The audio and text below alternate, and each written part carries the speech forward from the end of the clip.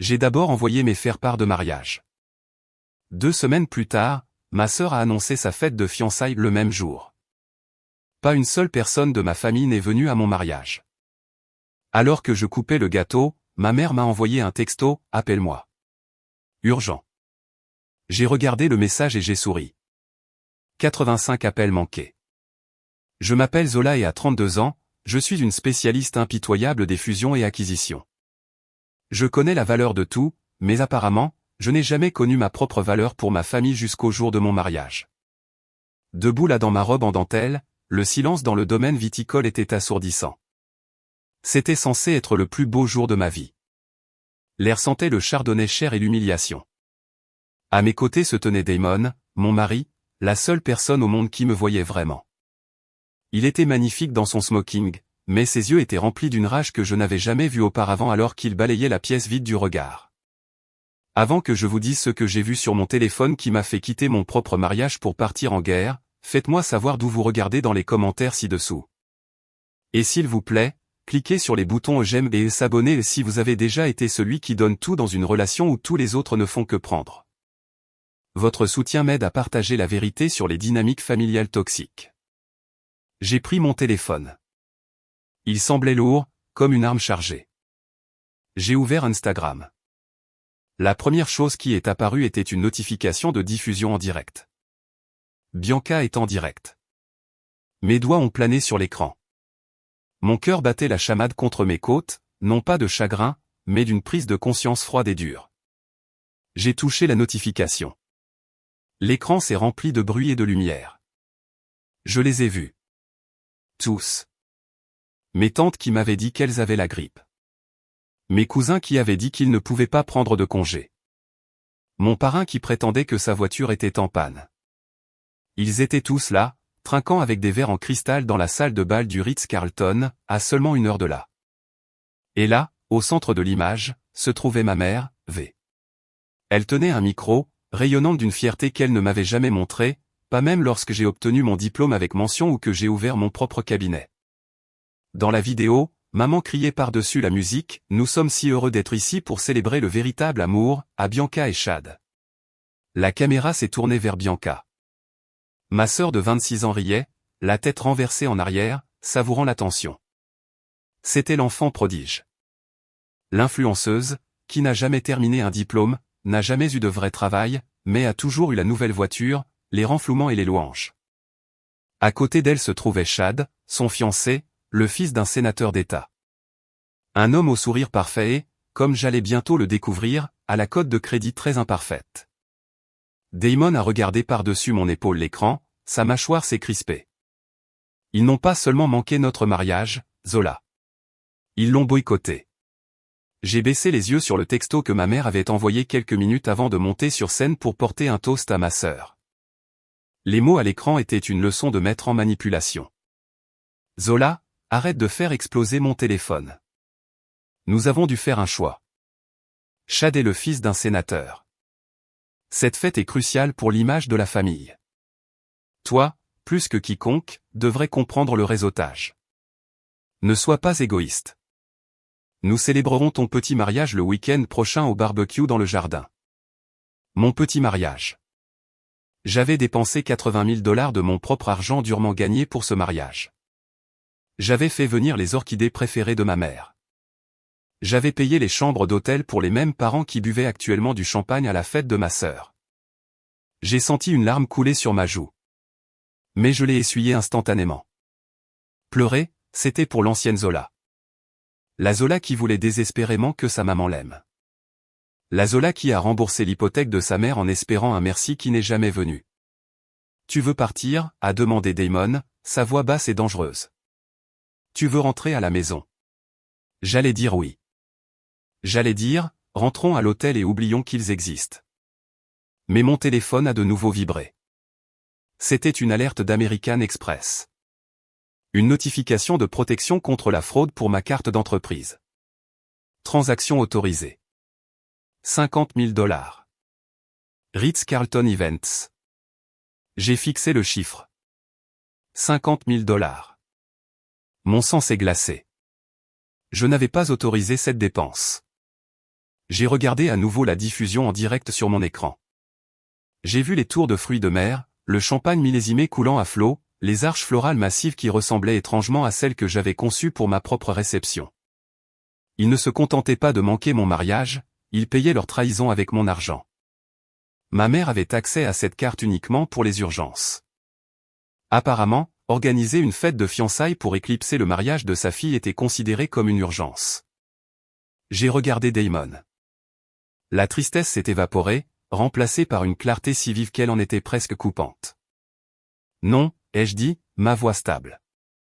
Nous ne rentrons pas à la maison. Damon m'a regardé, confus. Alors, où allons-nous? J'ai lissé la soie de ma robe de mariée.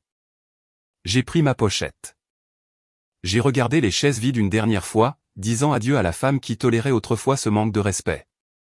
Prends la voiture, Damon, ai-je dit en me dirigeant vers la sortie. Nous allons au Ritz-Carlton. J'ai un toast à porter. Le silence dans le vignoble n'était pas paisible. Il était lourd, pressant sur ma poitrine comme un poids physique. J'ai de nouveau regardé la salle de réception. Ce n'était pas seulement les chaises vides qui me retournaient l'estomac. Quelque chose d'autre manquait. L'air était trop calme. Il n'y avait pas de musique. La scène où le quatuor à cordes était censé s'installer était complètement nue. Les piédestaux où les arrangements floraux massifs devaient se tenir étaient vides. Monsieur Henderson, le directeur du lieu, s'est approché de nous. Il se tordait les mains, regardant le sol plutôt que mon visage. Il avait l'air d'un homme marchant vers sa propre exécution. Madame Brox, a-t-il commencé, sa voix tremblant légèrement. Je suis terriblement désolé, mais il semble y avoir un malentendu concernant les fournisseurs. Je lui ai demandé ce qu'il voulait dire. J'avais payé la compte pour le quatuor à cordes il y a 6 mois. Ils auraient dû jouer le canon en ré de Pachelbel à l'arrivée des invités. Henderson a pris une profonde inspiration et a finalement rencontré mes yeux. Son visage était pâle. Votre mère, Madame V, a appelé l'agence ce matin.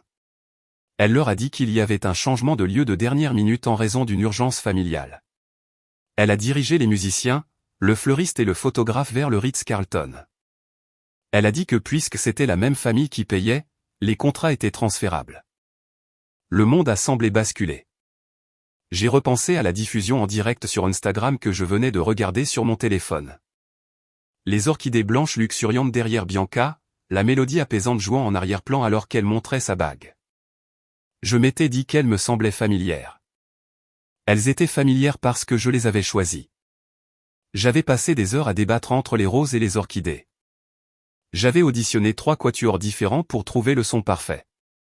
Ma mère n'avait pas seulement manqué mon mariage. Elle l'avait détourné. Elle avait attendu jusqu'à la dernière seconde, alors que j'étais trop occupé à me faire coiffer et maquiller pour vérifier mon téléphone, pour rediriger chaque belle chose que j'avais payée vers la fête de ma sœur. Elle a utilisé mes fournisseurs pour décorer la scène de Bianca. Elle a utilisé mon photographe, un homme que j'avais réservé 2 ans à l'avance parce que j'adorais son éclairage, pour capturer les meilleurs angles de Bianca. Elle avait menti à des professionnels en utilisant une fausse urgence familiale pour voler l'ambiance de mon mariage pour son enfant prodige. Monsieur Henderson a continué, clairement terrifié par ma réaction. Les traiteurs ont également été interceptés à l'entrée. Votre mère leur a dit que la réception avait été déplacée. Nous avons essayé de vous appeler, Zola, mais votre téléphone est tombé directement sur la messagerie vocale. Bien sûr. Ma mère m'avait appelé toute la matinée pour saturer ma ligne afin que personne d'autre ne puisse me joindre. C'était une frappe militaire calculée et stratégique contre mon bonheur. J'ai senti un froid se répandre dans mes veines qui n'avait rien à voir avec la brise de Napa. Il ne s'agissait plus seulement de favoritisme. C'était du vol. C'était de la malveillance. Elle voulait que je me tienne dans une pièce vide et silencieuse pendant que Bianca célébrait dans un paradis financé par mon travail acharné.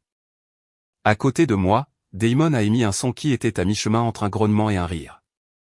C'était un son sombre et dangereux. Il a pris doucement mais fermement le bras du directeur. Ont-ils aussi pris le gâteau, a-t-il demandé. Monsieur Henderson a hoché la tête misérablement. La camionnette de la pâtisserie a été redirigée il y a 1 heure. Damon m'a regardé. Ses yeux brûlaient d'une fureur protectrice qui a fait faiblir mes genoux. La plupart des hommes auraient été humiliés.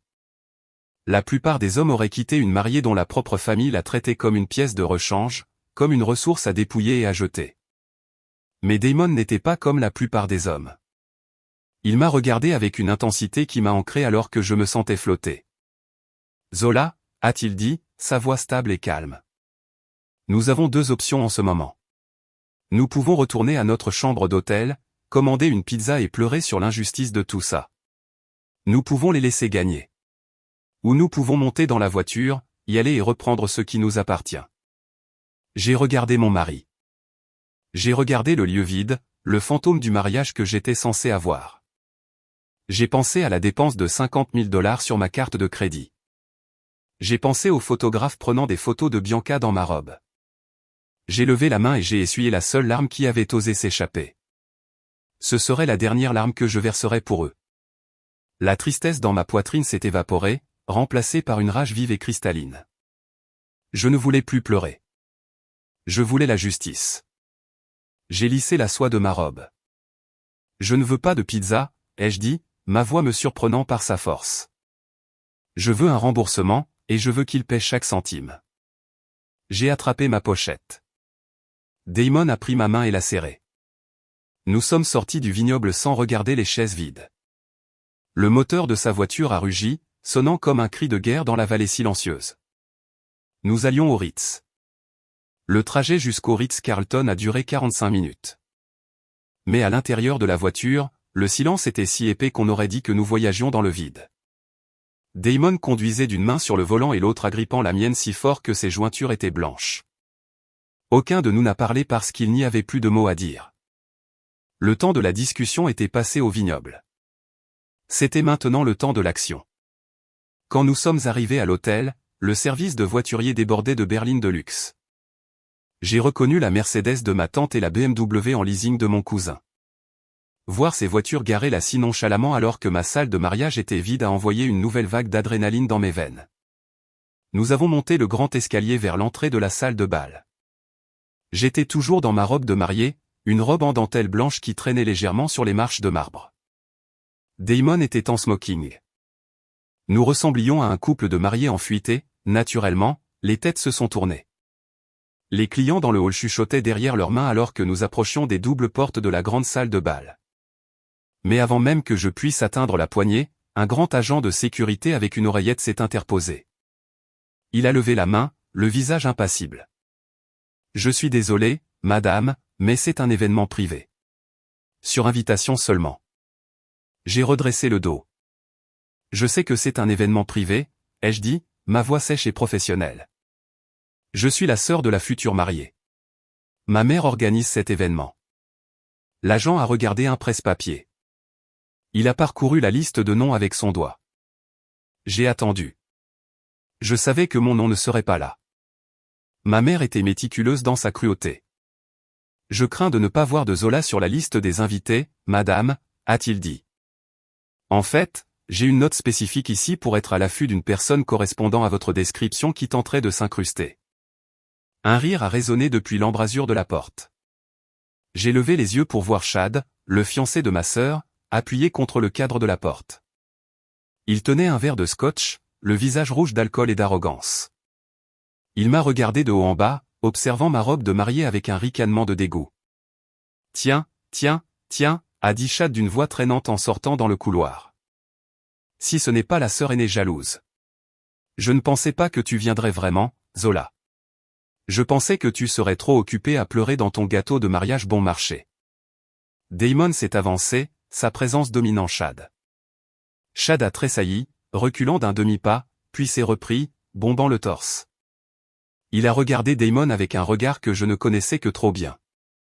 C'était le regard d'un homme médiocre qui se sentait en droit de posséder le monde, fixant un homme noir qui avait travaillé 2 fois plus dur pour la moitié de la reconnaissance.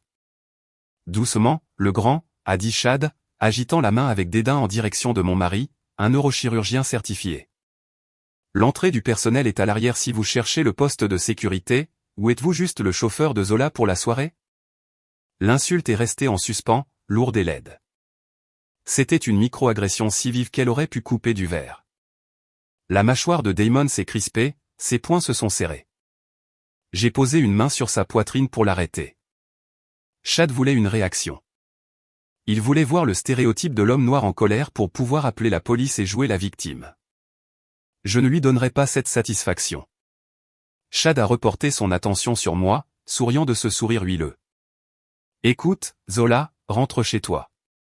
Tu embarrasses la famille. C'est un événement de grande classe pour l'élite. Mon père est là-dedans. Des gens importants sont là-dedans. Nous n'avons pas besoin de ton énergie négative ou de ton échec qui déteint sur nous. Admets-le, tu ne cadres tout simplement pas avec cette tranche d'imposition. J'ai regardé Chad. J'ai regardé son costume, que je savais être loué. J'ai regardé la montre à son poignet, que je savais être une fausse Rolex, puis j'ai ri. C'était un son sec et sans humour. Tu as raison, Chad, ai-je dit doucement. Je ne cadre pas avec ta tranche d'imposition parce que contrairement à toi, je paie mes factures.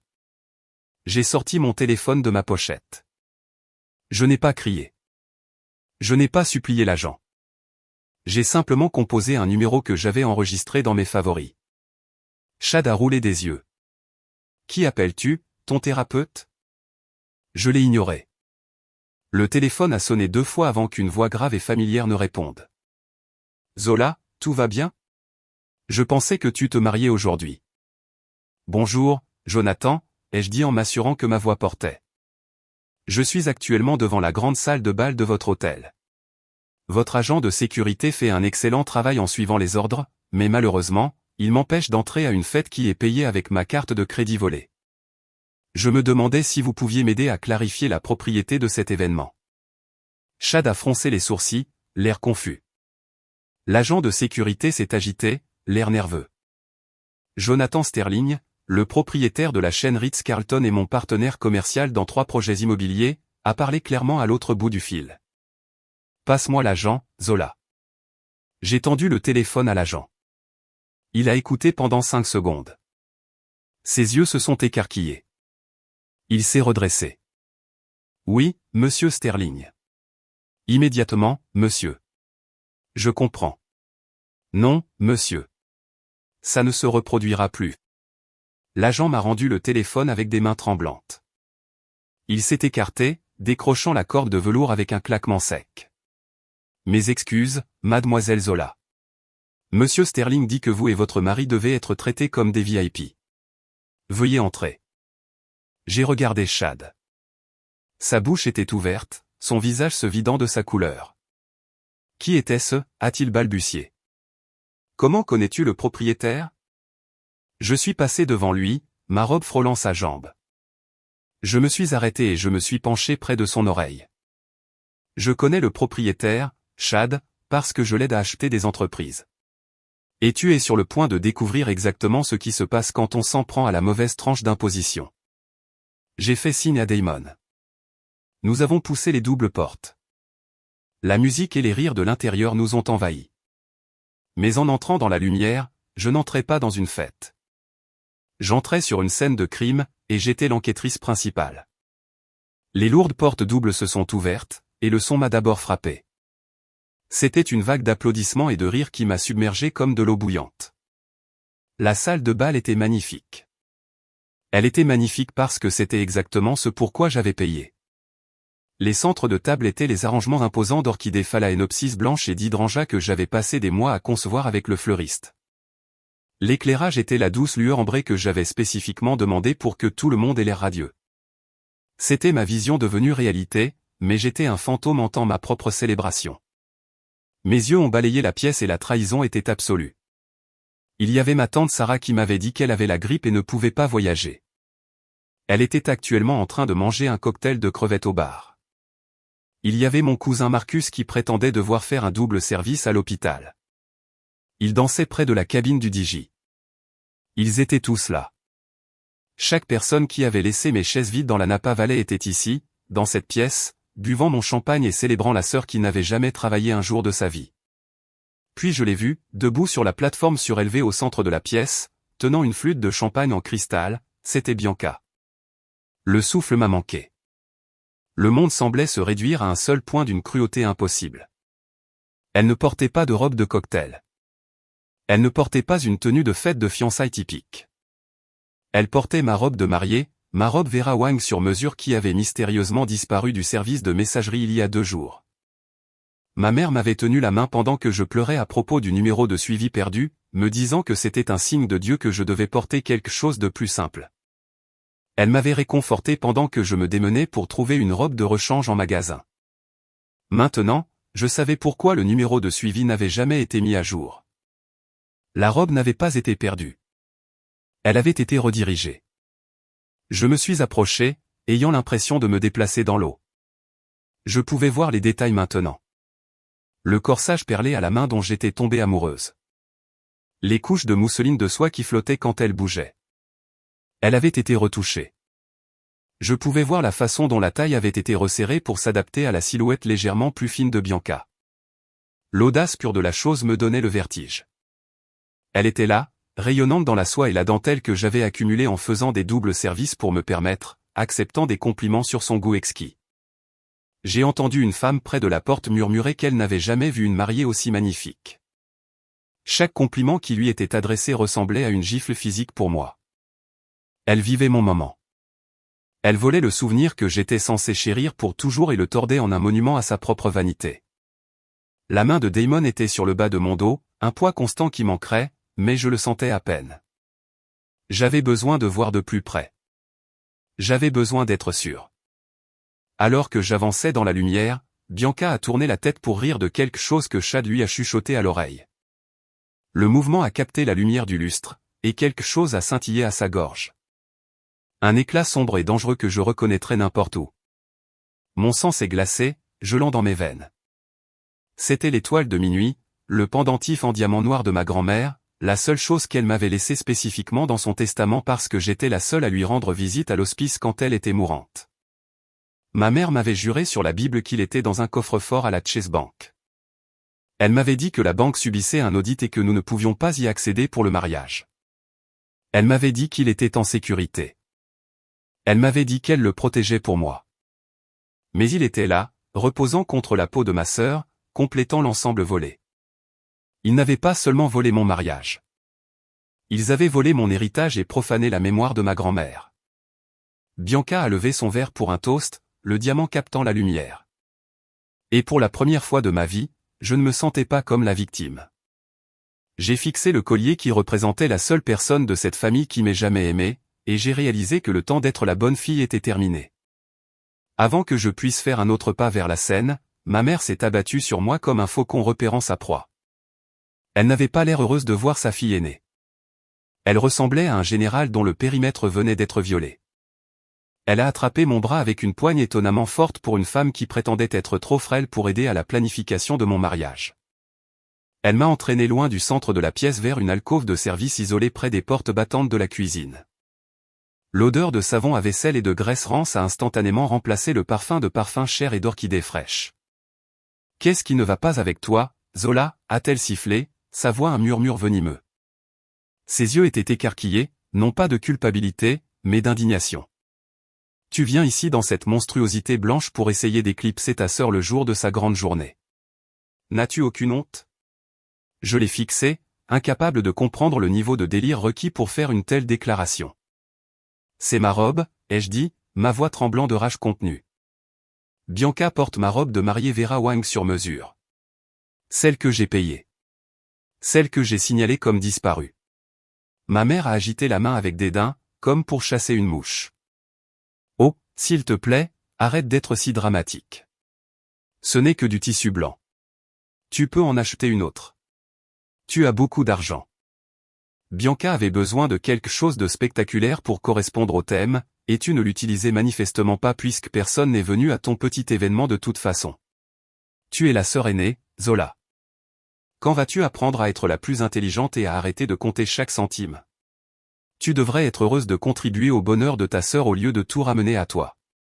J'ai regardé la femme qui m'a mise au monde. J'ai cherché une once de remords ou un soupçon d'excuse, mais il n'y avait rien d'autre que de l'agacement. Elle croyait vraiment que ma propriété était la sienne à redistribuer comme bon lui semblait. Elle me voyait non pas comme une fille, mais comme une banque de ressources pour Bianca. J'ai pris une profonde inspiration. Et le collier? Ai-je demandé, gardant ma voix dangereusement calme. L'étoile de minuit, celui que grand-mère m'a laissé spécifiquement, celui que tu as juré être dans le coffre de la banque sous clé. Ma mère a ri. C'était un son nerveux et cassant qui n'atteignait pas ses yeux. Tu vois des choses, Zola. C'est juste une réplique. Un bijou de fantaisie que j'ai acheté dans un grand magasin. Tu penses que je la laisserai porter un héritage inestimable à une fête où elle pourrait le perdre en dansant? Tu es paranoïaque et jalouse. Je savais qu'elle mentait. Je le savais parce que je connaissais chaque facette de ce diamant noir. Je savais la façon dont il absorbait la lumière plutôt que de la refléter. J'ai fouillé dans ma pochette de mariée. Je n'ai pas sorti un mouchoir pour essuyer mes larmes. J'ai fait glisser mon pouce sur l'écran de mon téléphone et j'ai silencieusement appuyé sur le bouton d'enregistrement rouge de l'application mémo vocale. J'ai regardé ma mère dans les yeux et j'ai joué le rôle de la fille confuse et obéissante une dernière fois. Maman, s'il te plaît, dis-moi la vérité, ai-je dit, adoucissant ma voix pour paraître vulnérable. As-tu pris le collier de grand-mère? J'ai juste besoin de savoir. Elle a soupiré, roulant des yeux avec frustration que je m'obstine sur ce point. Très bien. Oui, je l'ai pris. Qu'est-ce que ça peut faire? Ta grand-mère était sénile quand elle a écrit ce testament. Donner un collier comme ça à toi serait un gaspillage. Tu es assise dans un bureau toute la journée à regarder des feuilles de calcul. À qui le montrerais-tu? Bianca se marie dans une dynastie politique. Elle doit avoir l'air à la hauteur. Elle en a besoin pour impressionner la famille de Chad afin qu'ils nous respectent.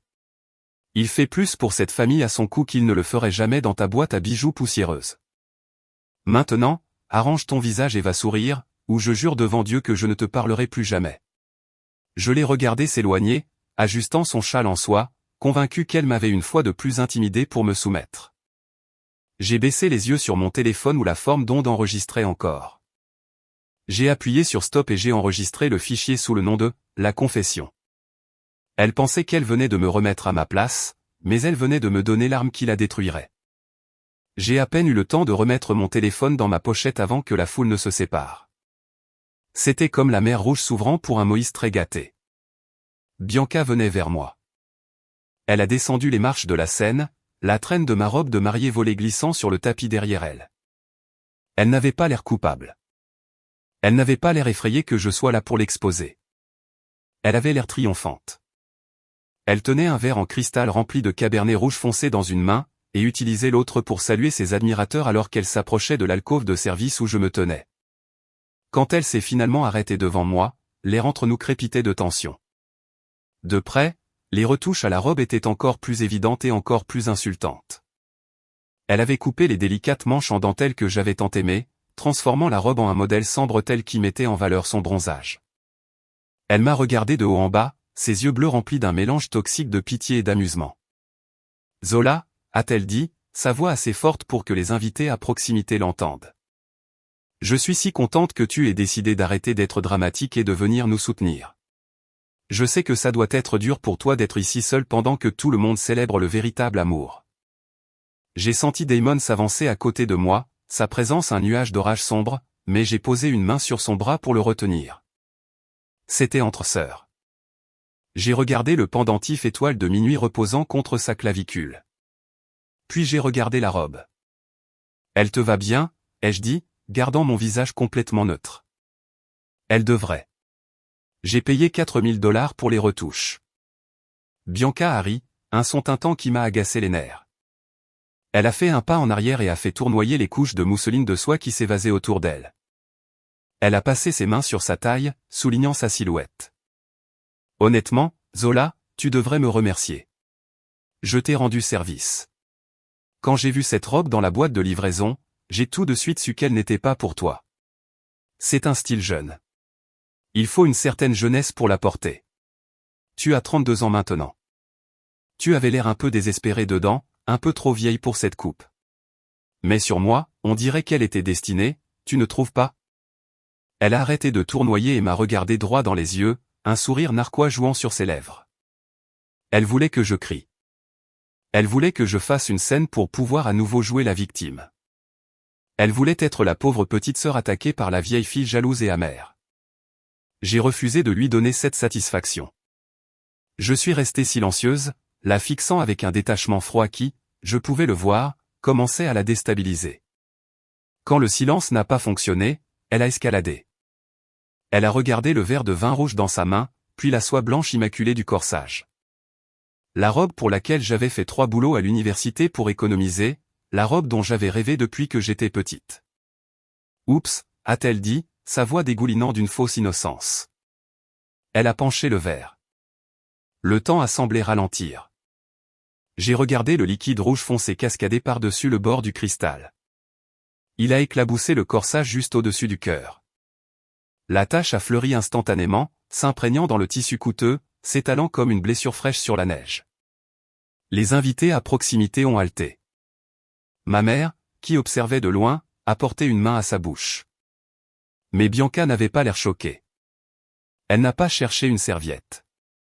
Elle m'a regardé droit dans les yeux alors que le vin coulait sur le devant de la robe, la ruinant de façon permanente. « Oh non » a-t-elle dit, son ton complètement plat. « Je suis si maladroite. »« Eh bien, je suppose que tu ne peux plus la retourner maintenant, Zola. C'est de la marchandise endommagée, tout comme toi. » Elle s'est penchée près de moi, envahissant mon espace personnel. L'odeur de vin cher et de parfum lourd a rempli mes narines. Elle a baissé la voix en un murmure, intime et cruel, destiné uniquement à mes oreilles. Tu penses que ton argent te rend meilleur que nous. Tu penses que parce que tu as la carrière et le compte en banque, tu es le chef de cette famille. Mais regarde autour de toi. Maman est là. Papa est là. Tout le monde est là pour moi. Tu peux acheter la robe. Tu peux acheter la maison. Tu peux même acheter un mari. Mais tu n'achèteras jamais ce que j'ai. C'est moi qu'ils aiment. Tu n'es que celle qu'ils utilisent. Accepte-le, grande sœur. Tu n'es rien d'autre qu'un distributeur automatique avec un pouls. Elle a reculé, me faisant un clin d'œil, et s'est retournée pour partir, traînant la traîne tachée de vin derrière elle comme la cape d'un conquérant. Elle pensait qu'elle avait gagné. Elle pensait que briser mon cœur et ruiner ma robe était le coup final. Mais en regardant la tache rouge s'éloigner de moi, je ne me sentais pas vaincu. Je me sentais libéré. Elle venait de détruire la dernière chose qui me reliait à cette famille. Elle avait taché la robe, mais elle avait libéré ma conscience. J'ai regardé Damon et j'ai hoché la tête. Il était temps d'arrêter d'être la sœur et de commencer à être le requin. J'ai fait signe à mon assistante, qui se tenait près de la cabine du DJ. Il était temps que le vrai spectacle commence. Alors que Bianca s'éloignait avec désinvolture, laissant une traînée de vin rouge et de rire malveillant dans son sillage, je suis resté figé au centre de la salle de bal. Je m'attendais au silence. Je m'attendais au choc. Peut-être qu'une partie de moi, la petite fille naïve qui voulait encore être protégée, s'attendait à ce que quelqu'un s'avance et m'aide. J'ai regardé vers ma tante Sarah, qui s'était assise au premier rang lors de ma remise de diplôme au lycée. J'ai regardé l'oncle Marcus, qui m'avait appris à conduire. C'étaient des gens dont le sang coulait dans mes veines. Des gens dont j'avais discrètement aidé à payer les hypothèques quand les temps étaient durs. Ils ont sûrement vu la cruauté de ce qui venait de se passer. Ils ont sûrement vu une mariée debout dans une robe en ruine à une fête payée avec son argent volé. Mais alors que le cercle de parents se refermait autour de moi, j'ai réalisé avec un cœur lourd que je n'étais pas la victime à leurs yeux. J'étais la méchante. Tante Sarah a été la première à parler. Elle ne m'a pas offert de serviette. Elle n'a pas demandé pourquoi je pleurais. Elle m'a regardé avec un ricanement qui a tordu ses traits en quelque chose de laid. Zola, vraiment, a-t-elle dit, sa voix dégoulinant de dédain. Je savais que tu étais jalouse de ta sœur, mais c'est un nouveau bas, même pour toi. Venir ici dans une robe contrefaite bon marché pour essayer de l'éclipser. C'est pathétique. J'ai cligné des yeux, essayant de comprendre ces mots. Contrefaçon bon marché. C'était une Vera Wang sur mesure. Mais avant que je puisse parler, ma cousine Sheila est intervenue, faisant tournoyer son verre de champagne. Maman nous a dit que tu passais un moment difficile, Zola, mais nous ne savions pas que tu étais si désespéré. Écoute, ce n'est pas parce que ta petite entreprise a échoué et que tu es fauché que tu peux venir ici et mendier une aumône à Chad. Il se marie dans la famille, mais il n'est pas ta banque personnelle. Ma bouche s'est légèrement ouverte. Mon entreprise a échoué. Mon cabinet de conseil venait de conclure une fusion de 3 millions de dollars la semaine dernière. Je venais d'acheter une deuxième propriété d'investissement dans le centre-ville de Chicago. Mais en regardant le cercle de têtes qui hochait la tête, j'ai réalisé que le récit avait été écrit bien avant mon arrivée. Ma mère avait été occupée. Elle avait peint un chef-d'œuvre de mensonges. Pour eux, je n'étais pas la PDG à succès. J'étais la sœur aînée ratée et fauchée qui ne pouvait pas garder un homme ou un travail. J'ai regardé Damon, qui s'avançait, les poings serrés, prêt à me défendre. Mais j'ai posé une main sur sa poitrine. C'était un champ de bataille que je devais naviguer seul un instant. J'ai regardé mon oncle Marcus. Oncle Marcus, ai-je dit, ma voix stable. Aujourd'hui, c'était le jour de mon mariage. Vous étiez invité. Vous avez répondu oui. Pourquoi êtes-vous ici? Il a ri, un son sec et dédaigneux. Oh, arrête la comédie, Zola. Ta mère nous a dit que le mariage avait été annulé il y a des semaines parce que tu ne pouvais pas te permettre la salle. Elle a dit que tu étais trop embarrassé pour le dire à qui que ce soit, alors elle nous a invités ici pour te remonter le moral. Elle a dit que tu venais demander un prêt. La manipulation était absolue. C'était étouffant. Ma mère avait effacé ma réalité et l'avait remplacée par une histoire qui me faisait paraître incompétente et nécessiteuse. Elle avait utilisé mon silence contre moi. Chaque fois que j'avais choisi de ne pas me vanter de mon succès, elle avait comblé le vide avec des mensonges sur mon échec. J'ai regardé de visage en visage et je n'ai vu aucun amour. J'ai vu seulement du jugement et de l'agacement. Pour eux, j'étais juste une tâche sur la soirée, un problème à gérer pour qu'ils puissent retourner au bar ouvert. J'ai senti un mur froid et dur se construire autour de mon cœur. Le dernier fil d'obligation que je ressentais envers ces gens s'est rompu. Ils n'étaient pas ma famille. C'étaient des vautours tournant autour d'une carcasse, attendant de picorer les os. Juste au moment où j'allais me retourner et partir pour préparer mon coup final, l'oncle Ray s'est approché. C'était le pragmatique de la famille, celui qui parlait toujours d'héritage et d'actifs.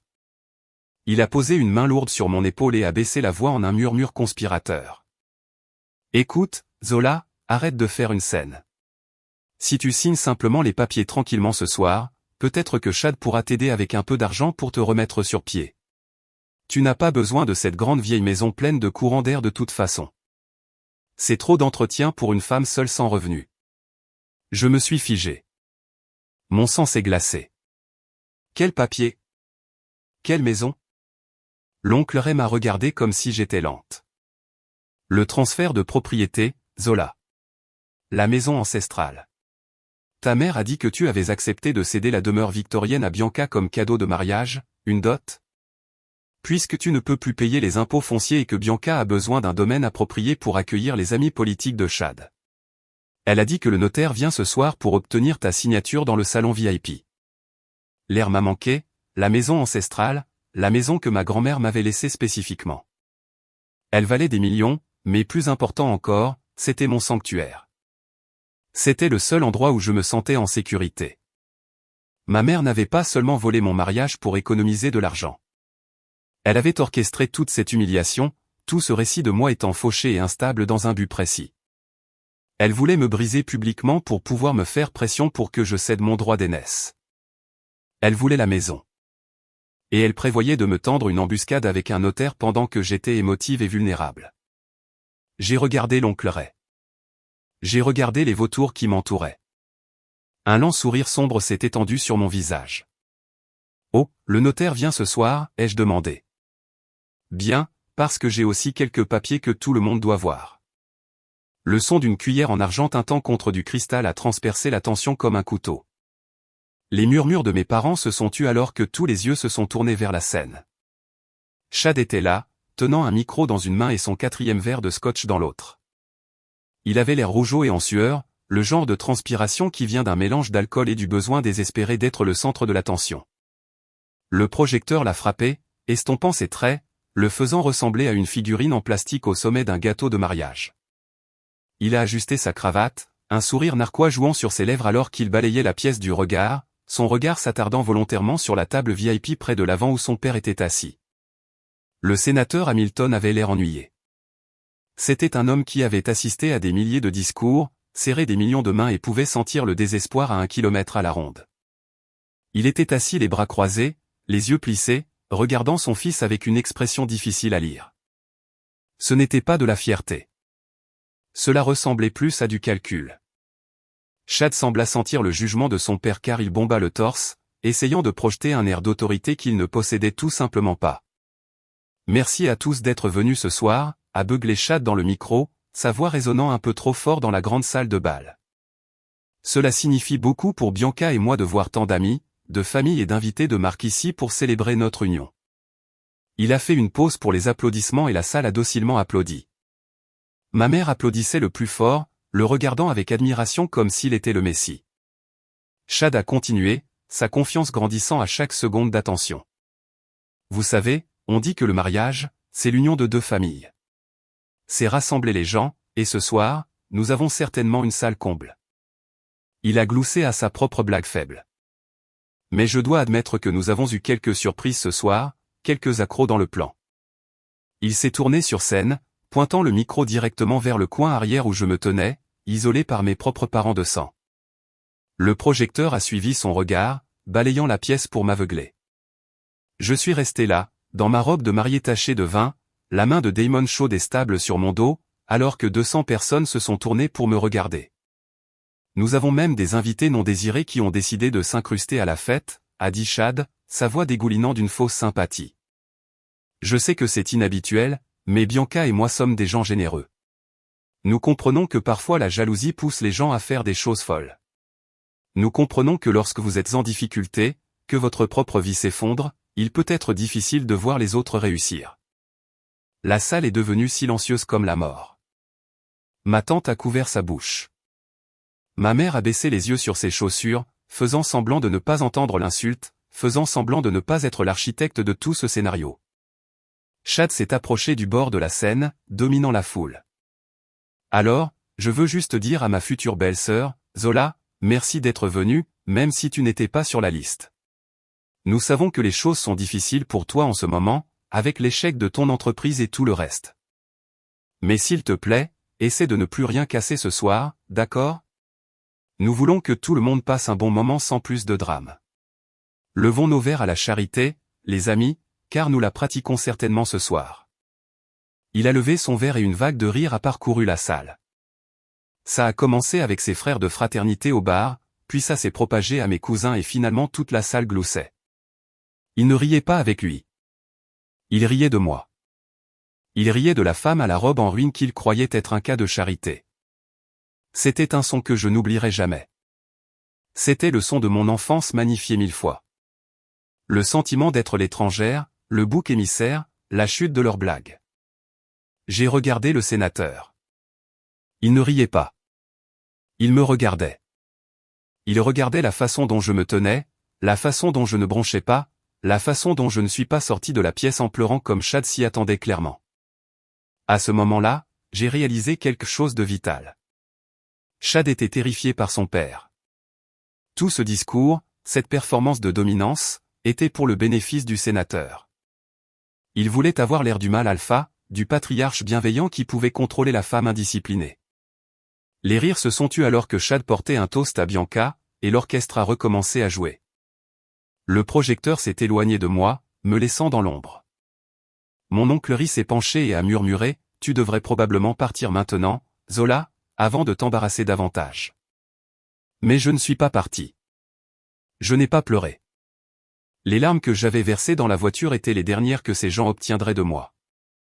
Un calme mécanique et froid s'est installé dans mon cerveau. C'était la même concentration que je ressentais lorsque je concluais une affaire de plusieurs millions de dollars, lorsque j'analysais les points faibles d'une entreprise avant une prise de contrôle. J'ai fouillé dans ma pochette et j'ai sorti mon téléphone. Mes mains étaient parfaitement stables. J'ai ouvert l'application de messagerie cryptée que j'utilisais avec mon équipe juridique. J'ai trouvé le contact de mon assistante de direction, une femme qui était actuellement en attente, attendant mon signal. J'ai tapé 3 phrases. Ils viennent de me diffamer publiquement et d'admettre la fraude. Le sénateur est dans la salle. Activez le plan B immédiatement. J'ai appuyé sur envoyer. J'ai regardé le statut du message passer de envoyer à livrer à lu. 3 secondes plus tard, une réponse est apparue. Les fichiers sont en cours de téléchargement sur le projecteur principal maintenant. Bonne chasse, patronne. J'ai levé les yeux vers la scène où Chad embrassait Bianca, se prenant pour le roi du monde. J'ai regardé ma mère, qui était occupée à accepter les félicitations pour les fiançailles de sa fille. Il pensait que le spectacle était terminé. Il n'avait aucune idée que je venais de réécrire le scénario. J'ai rangé mon téléphone et j'ai pris une gorgée de champagne d'un plateau qui passait. Il avait le goût de la victoire. La musique a repris, un morceau de jazz entraînant qui semblait étrangement joyeux dans le contexte de mon exécution publique. La plupart des gens se seraient enfuis. La plupart des gens auraient fui la pièce en larmes, cherchant la sécurité de leur voiture ou d'une cabine de toilette. Mais je n'étais pas la plupart des gens. J'étais Zola. Et je ne fuis pas une fusion simplement parce que les négociations deviennent difficiles. Je me suis dirigé directement vers le fond de la pièce, vers une petite table près des portes de la cuisine qui avait été réservée aux membres de l'orchestre qui ne sont jamais venus. Damon m'a tiré une chaise. Son visage était un masque de calme, mais je pouvais sentir la chaleur de sa colère émaner de lui. Nous nous sommes assis dans l'ombre pendant que le reste de la salle retournait à son champagne et à ses commérages. Ils nous ont jeté des regards nerveux, se demandant pourquoi la sœur folle était toujours là, mais ils n'ont pas osé s'approcher. Ils pensaient que j'étais assise là, vaincue. Ils ne savaient pas que j'installais un centre de commandement. Damon a posé sa tablette sur la table. L'écran brillait d'un bleu et la faible lumière illuminait nos visages. Il était temps de se mettre au travail. J'ai fait signe au serveur, mais il a regardé à travers moi, faisant semblant de ne pas voir la femme à la robe de mariée tachée. Ça n'avait pas d'importance. Je n'avais pas faim de nourriture. J'avais faim de vérité. J'ai ouvert le serveur sécurisé où mon assistante avait téléchargé des fichiers au cours des 20 dernières minutes. Le premier fichier était un clip vidéo. Il était horodaté d'il y a 2 jours. J'ai appuyé sur lecture. Sur le petit écran, j'ai regardé un enregistrement granuleux mais indubitable de la caméra de sécurité de la boutique de mariage. La porte a sonné et ma mère est entrée. Elle portait des lunettes de soleil et une écharpe, essayant d'avoir l'air discrète, mais sa posture la trahissait. Je l'ai regardée s'approcher du comptoir. Je l'ai regardée parler à la jeune vendeuse qui avait l'air intimidée.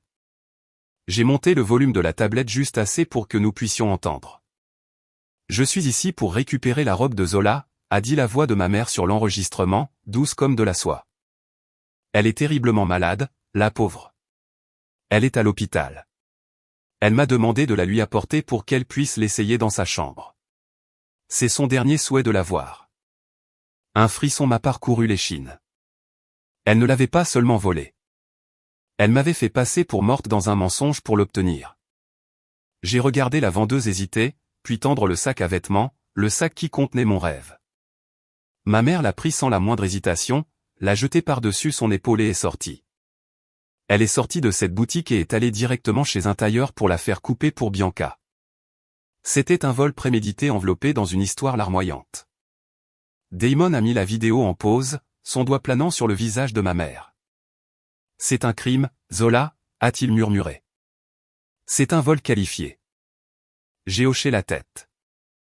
C'en était un, mais ce n'était que le premier clou dans le cercueil.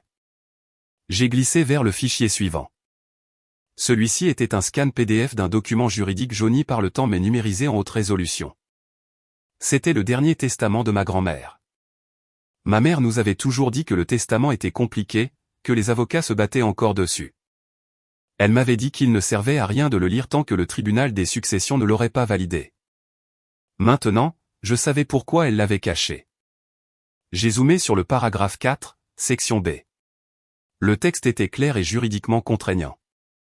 Je lègue la propriété connue sous le nom de domaine victorien, située au 12 Oak Street, à ma fille V, pour la durée de sa vie naturelle, à la condition qu'elle entretienne la propriété et les héritages familiaux qu'elle contient. Cependant, si l'héritage connu sous le nom de collier étoile de minuit est retiré du coffre de la banque pour toute autre raison qu'un transfert direct à ma petite-fille aînée, Zola, la propriété de l'ensemble du domaine sera immédiatement et irrévocablement transférée à Zola pour assurer la protection de l'héritage. J'ai levé les yeux de l'écran et j'ai fixé le dos de la tête de ma mère de l'autre côté de la pièce. Elle riait, tenant la cour à la table VIP, ignorant que le collier suspendu au cou de Bianca était la clé qui déverrouillait son expulsion. Elle avait risqué le toit au-dessus de sa tête pour une nuit de vanité. Elle avait misé toute la fortune familiale en supposant que je ne verrais jamais le testament.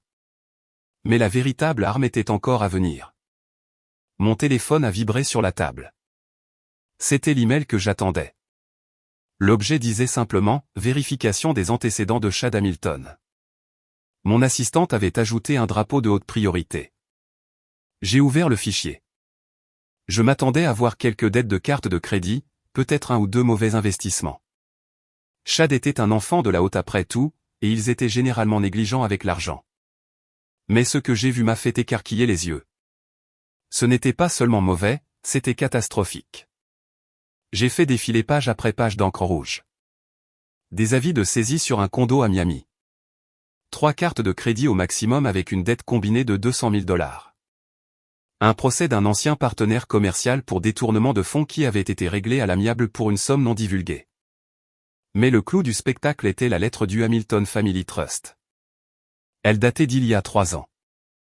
Elle déclarait clairement qu'en raison de violations répétées du code de conduite de la fiducie, notamment une dépendance au jeu et un abus de substance, Chad Hamilton était officiellement coupé de la fortune familiale. Il recevait une allocation mensuelle de $2000. C'était tout. Il n'était pas un héritier millionnaire. C'était un homme vivant d'une allocation qui ne couvrirait même pas le loyer de l'appartement qu'il prétendait posséder. J'ai regardé l'historique des transactions que l'assistante avait joint. Au cours du dernier mois, Chad avait demandé 4 prêts différents, tous refusés. Il était désespéré.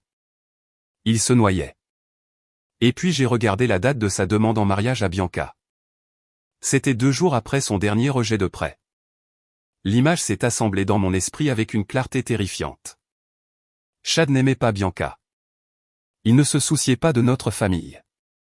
Il pensait que nous étions riches. Il a vu la grande maison dans laquelle ma mère vivait, la façon dont elle jetait l'argent par les fenêtres, et il a pensé qu'il avait trouvé une bouée de sauvetage. Il se mariait avec Bianca pour avoir accès aux actifs qu'il pensait qu'elle avait. C'était un parasite essayant de s'attacher à un hôte, mais il ne réalisait pas que l'hôte était tout aussi fauché que lui. Ma mère poussait ce mariage parce qu'elle pensait que Chad sauverait les finances de la famille avec l'argent de son père sénateur. Chad poussait ce mariage parce qu'il pensait que Bianca le sauverait de ses dettes de jeu avec l'argent de notre famille. C'était un cercle de mensonges, 2 escrocs essayant de s'arnaquer mutuellement, et ce soir, ils avaient tous les 2 utilisé mon argent pour organiser la fête pour sceller l'affaire. J'ai regardé Chad sur scène, trinquant avec son père qui le tolérait à peine. J'ai regardé Bianca se pavanant dans ma robe volée. J'ai regardé ma mère, suffisante et satisfaite. Damon a regardé le rapport par-dessus mon épaule. Zola, a-t-il dit, la voix basse. Il est fauché. Il est complètement fauché. Je me suis rassise dans ma chaise et, pour la première fois ce soir-là, un véritable sourire a effleuré mes lèvres. C'était froid et c'était vif. C'était le sourire d'une femme qui venait de réaliser qu'elle tenait une quinte flush royale alors que ses adversaires bluffaient avec une paire de 2. Il n'est pas seulement fauché, ai-je dit tranquillement, regardant Chad rire de quelque chose que le sénateur a dit. C'est une souris qui est tombée dans un pot de riz, pensant qu'elle avait touché le jackpot. Elle pense qu'elle va se régaler pour toujours, mais elle n'a aucune idée que le pot est vide. Et elle n'a aucune idée que je suis sur le point de mettre le couvercle. J'ai pris la tablette. Envoie tout au projecteur, ai-je dit à Damon. Envoie la vidéo. Envoie le testament. Envoie le rapport de crédit. Je me suis levé, lissant les plis de ma robe tachée. Le temps de se cacher à l'arrière était terminé. J'allais transformer cette fête de fiançailles en une audience de mise en accusation. Je me suis levé de la petite table au fond de la pièce et le bruit de ma chaise raclant le sol a sonné comme le premier coup de feu d'une révolution. J'ai lissé une dernière fois le tissu taché de vin de ma robe de mariée sur mes hanches. La tache rouge était sèche maintenant, raide et laide contre la délicate dentelle blanche, mais je ne ressentais plus l'envie de la cacher. C'était ma cicatrice de guerre. Je me suis dirigé vers la scène et la pièce s'est de nouveau écartée pour moi, mais cette fois, l'énergie était différente. Auparavant, il m'avait regardé avec pitié et dédain. Maintenant, alors que je marchais la tête hautée avec un calme terrifiant dans les yeux, il me regardait avec confusion et un sentiment rampant d'effroi. L'air dans la salle de bal a changé. Les rires se sont tus, remplacés par des chuchotements nerveux. Ils ont senti que l'atmosphère était passée d'une célébration à une confrontation. Damon marchait à côté de moi, sa présence solide et protectrice. Alors que nous atteignions le pied de la scène, le chef d'orchestre, un homme en smoking brillant qui avait été engagé avec mon acompte volé, s'est avancé pour bloquer les escaliers. Il a levé la main, essayant d'avoir l'air autoritaire. « Excusez-moi, mademoiselle », a-t-il dit, sa voix incertaine. Le programme est terminé. Nous allons commencer la partie dansante. Vous ne pouvez pas monter là-haut. Je n'ai pas eu à dire un mot. Damon s'est avancé, se déplaçant avec la létalité silencieuse d'un homme qui passait ses journées à prendre des décisions de vie ou de mort dans une salle d'opération. Il n'a pas touché le musicien.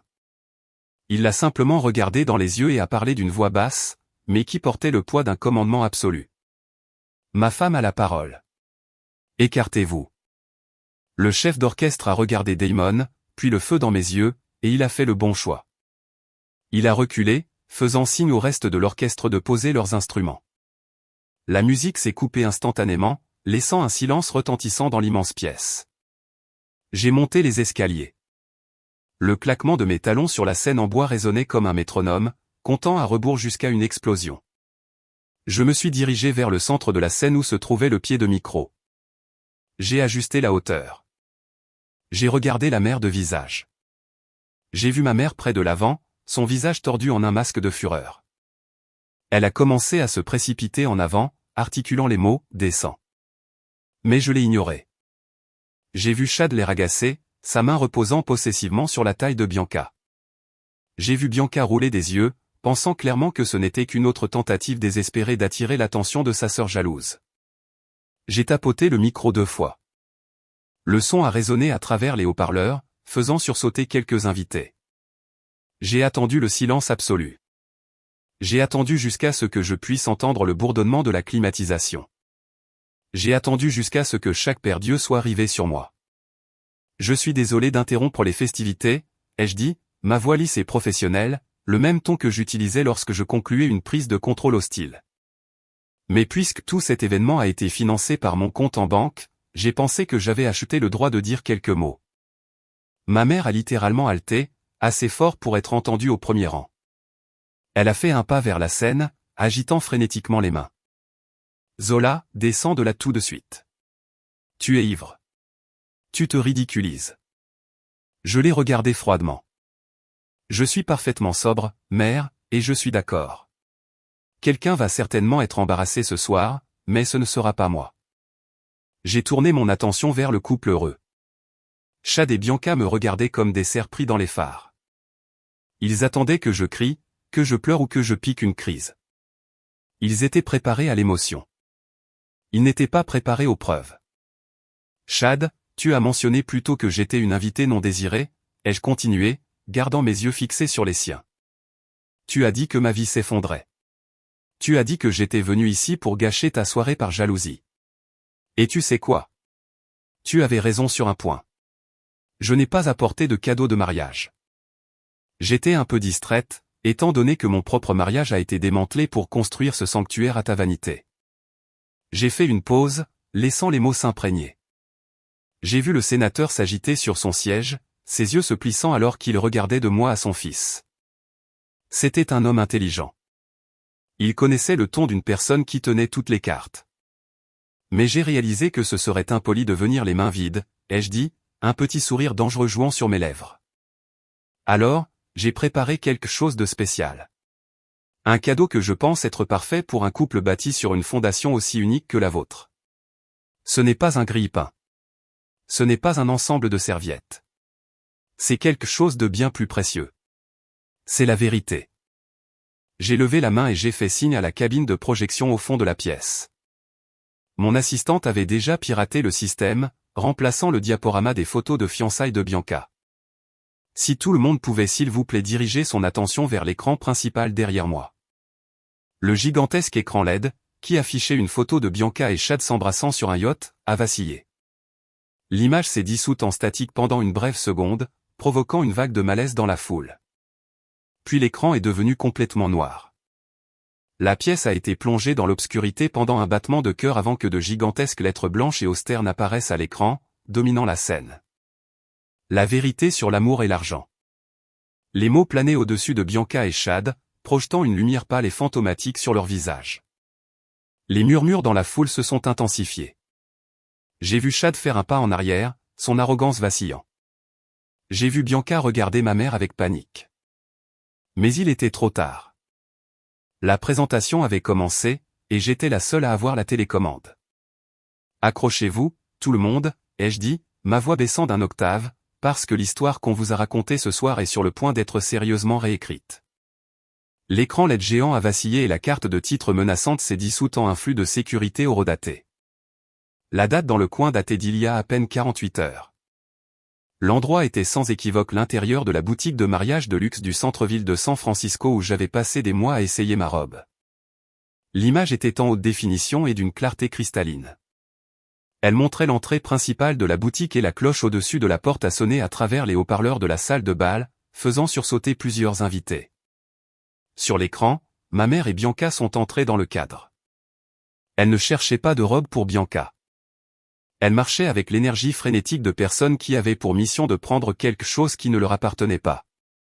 Ma mère portait de grandes lunettes de soleil surdimensionnées à l'intérieur du magasin, tentant d'avoir l'air incognito, mais échouant lamentablement car son foulard en soie emblématique la trahissait instantanément.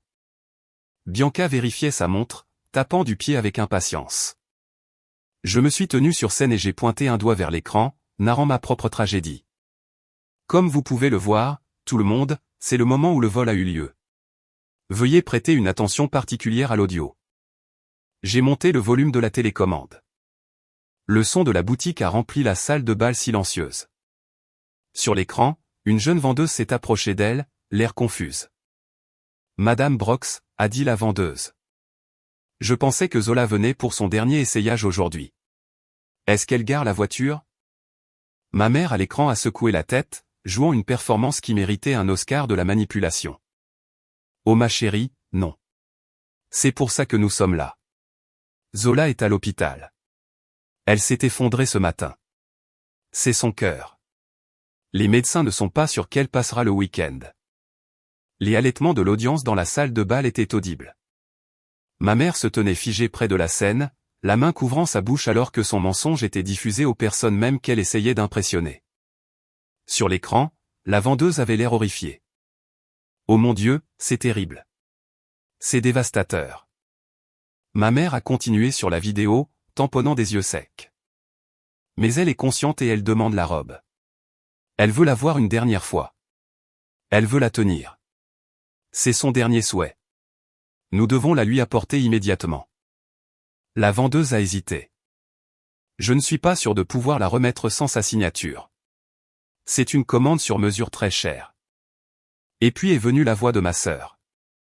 Bianca s'est avancée sur l'écran, mâchant son chewing-gum. Écoutez, donnez-nous simplement le sac. Ma sœur est en train de mourir et vous vous inquiétez de la paperasse. Voulez-vous être la raison pour laquelle elle pleure sur son lit de mort? Donnez-la nous. Nous sommes une famille. Nous la ramènerons tout de suite si elle, vous savez, ne s'en sort pas. La vendeuse a cédé. Elle est allée à l'arrière et est revenue avec le grand sac à vêtements blancs portant le logo Vera Wang. Ma mère l'a arraché de ses mains avec une vitesse choquante. Alors qu'elle se tournait pour quitter le magasin, pensant être hors de portée de voix, ma mère s'est penchée pour chuchoter à Bianca. Le micro au-dessus du comptoir l'a parfaitement capté. L'audio était net et accablant, résonnant sur les murs du Ritz-Carlton. Ne t'inquiète pas pour la signature, a chuchoté V à l'écran. Cette idiote de fille ne le saura pas. Elle est trop occupée à se tuer au travail pour remarquer qu'elle a disparu avant samedi. D'ici là, il sera trop tard. La vidéo s'est figée sur l'image de ma mère et de ma sœur sortant par la porte avec un sourire narquois, tenant ma propriété volée. L'écran est redevenu noir, laissant l'image gravée dans les rétines de tout le monde dans la pièce. J'ai abaissé le micro de mes lèvres et j'ai regardé la foule. Le silence était absolu. C'était le genre de silence qui se produit lorsqu'une salle pleine de gens réalise qu'ils ont fait la fête avec des sociopathes. Le visage de ma mère était pâle, vidé de toute couleur. Elle ressemblait à un fantôme. Bianca tremblait, son verre de vin tremblant si fort que le liquide débordait.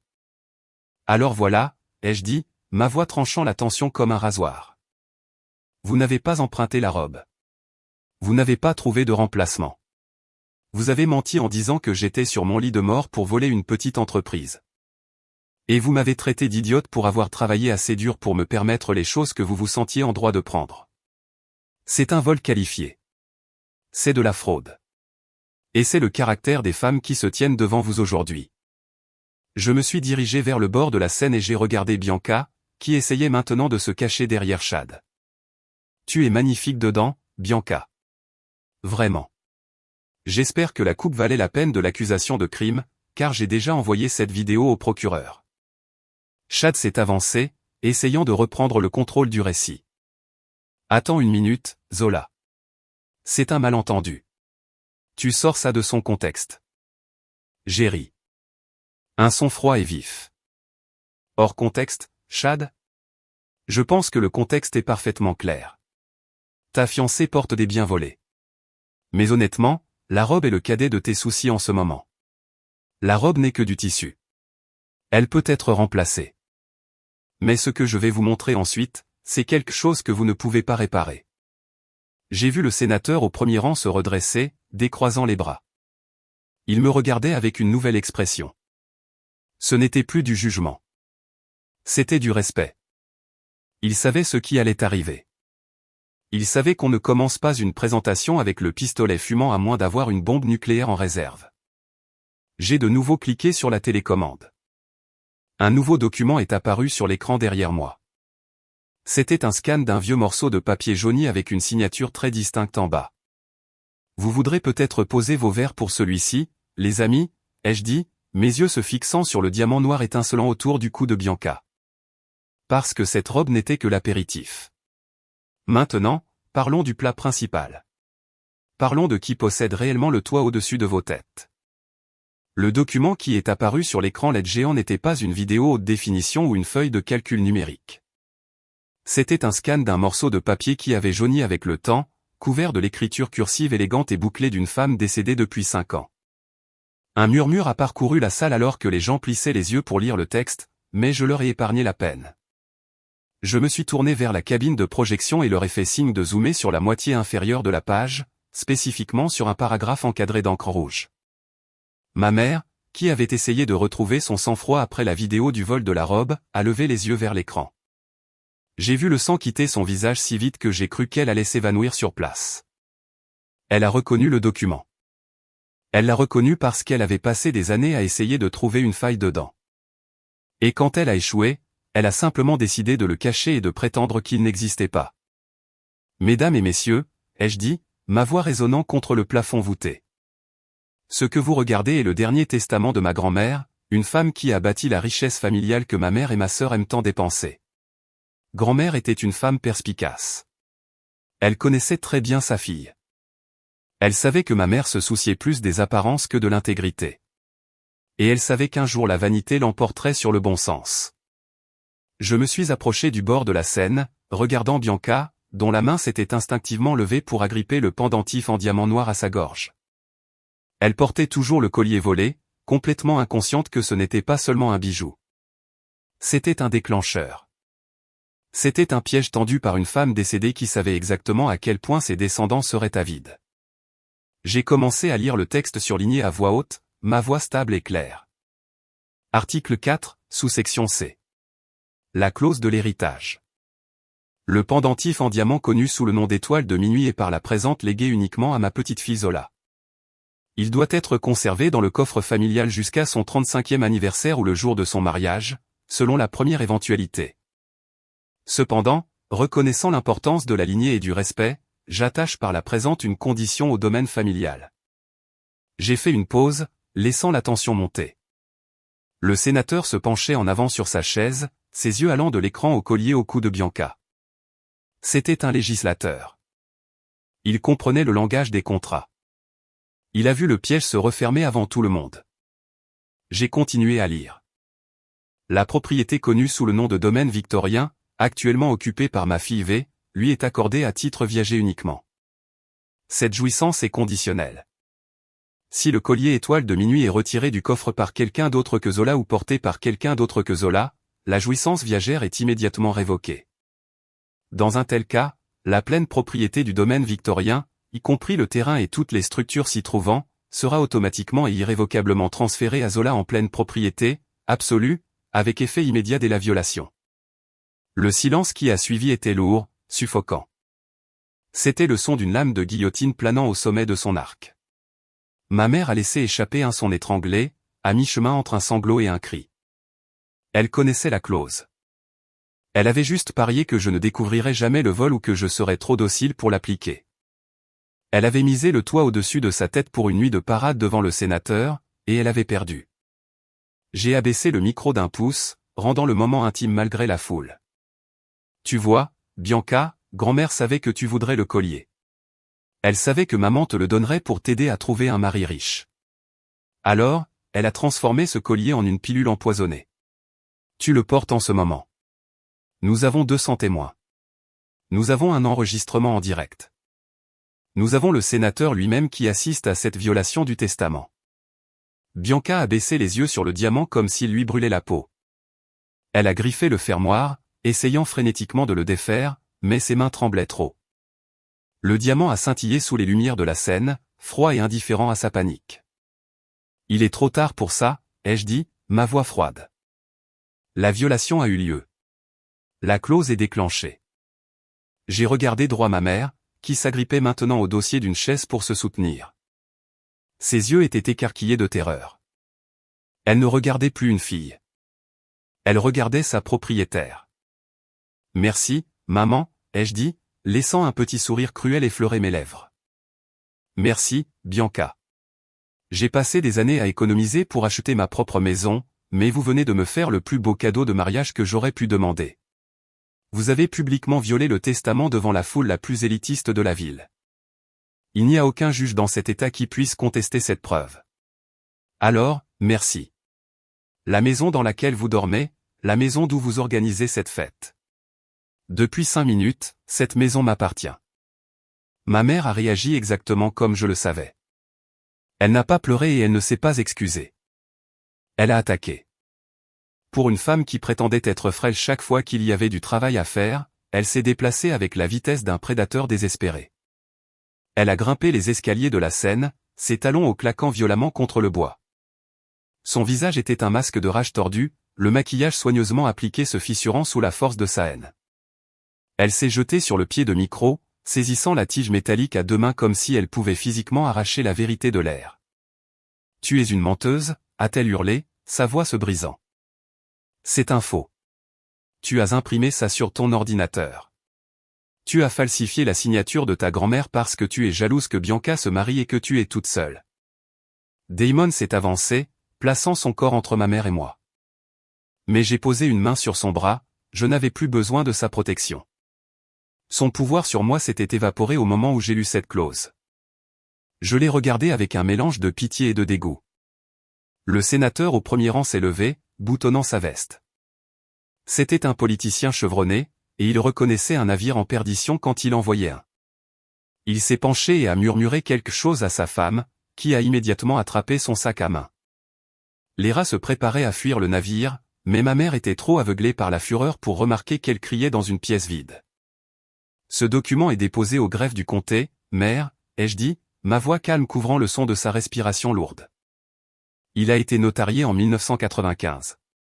Tu peux crier tout ce que tu veux, mais tu ne peux pas crier pour faire disparaître la loi. Elle a lâché le micro et a pointé un doigt tremblant vers mon visage. Je vais te poursuivre en justice. Je te traînerai devant les tribunaux jusqu'à ce que tu sois sans le sou. Cette maison est à moi. J'y vis depuis 30 ans. Tu ne peux pas simplement arriver ici et la prendre. J'ai souri. C'était un sourire froid et dangereux. Je ne la prends pas, ai-je dit. Elle m'a été donnée.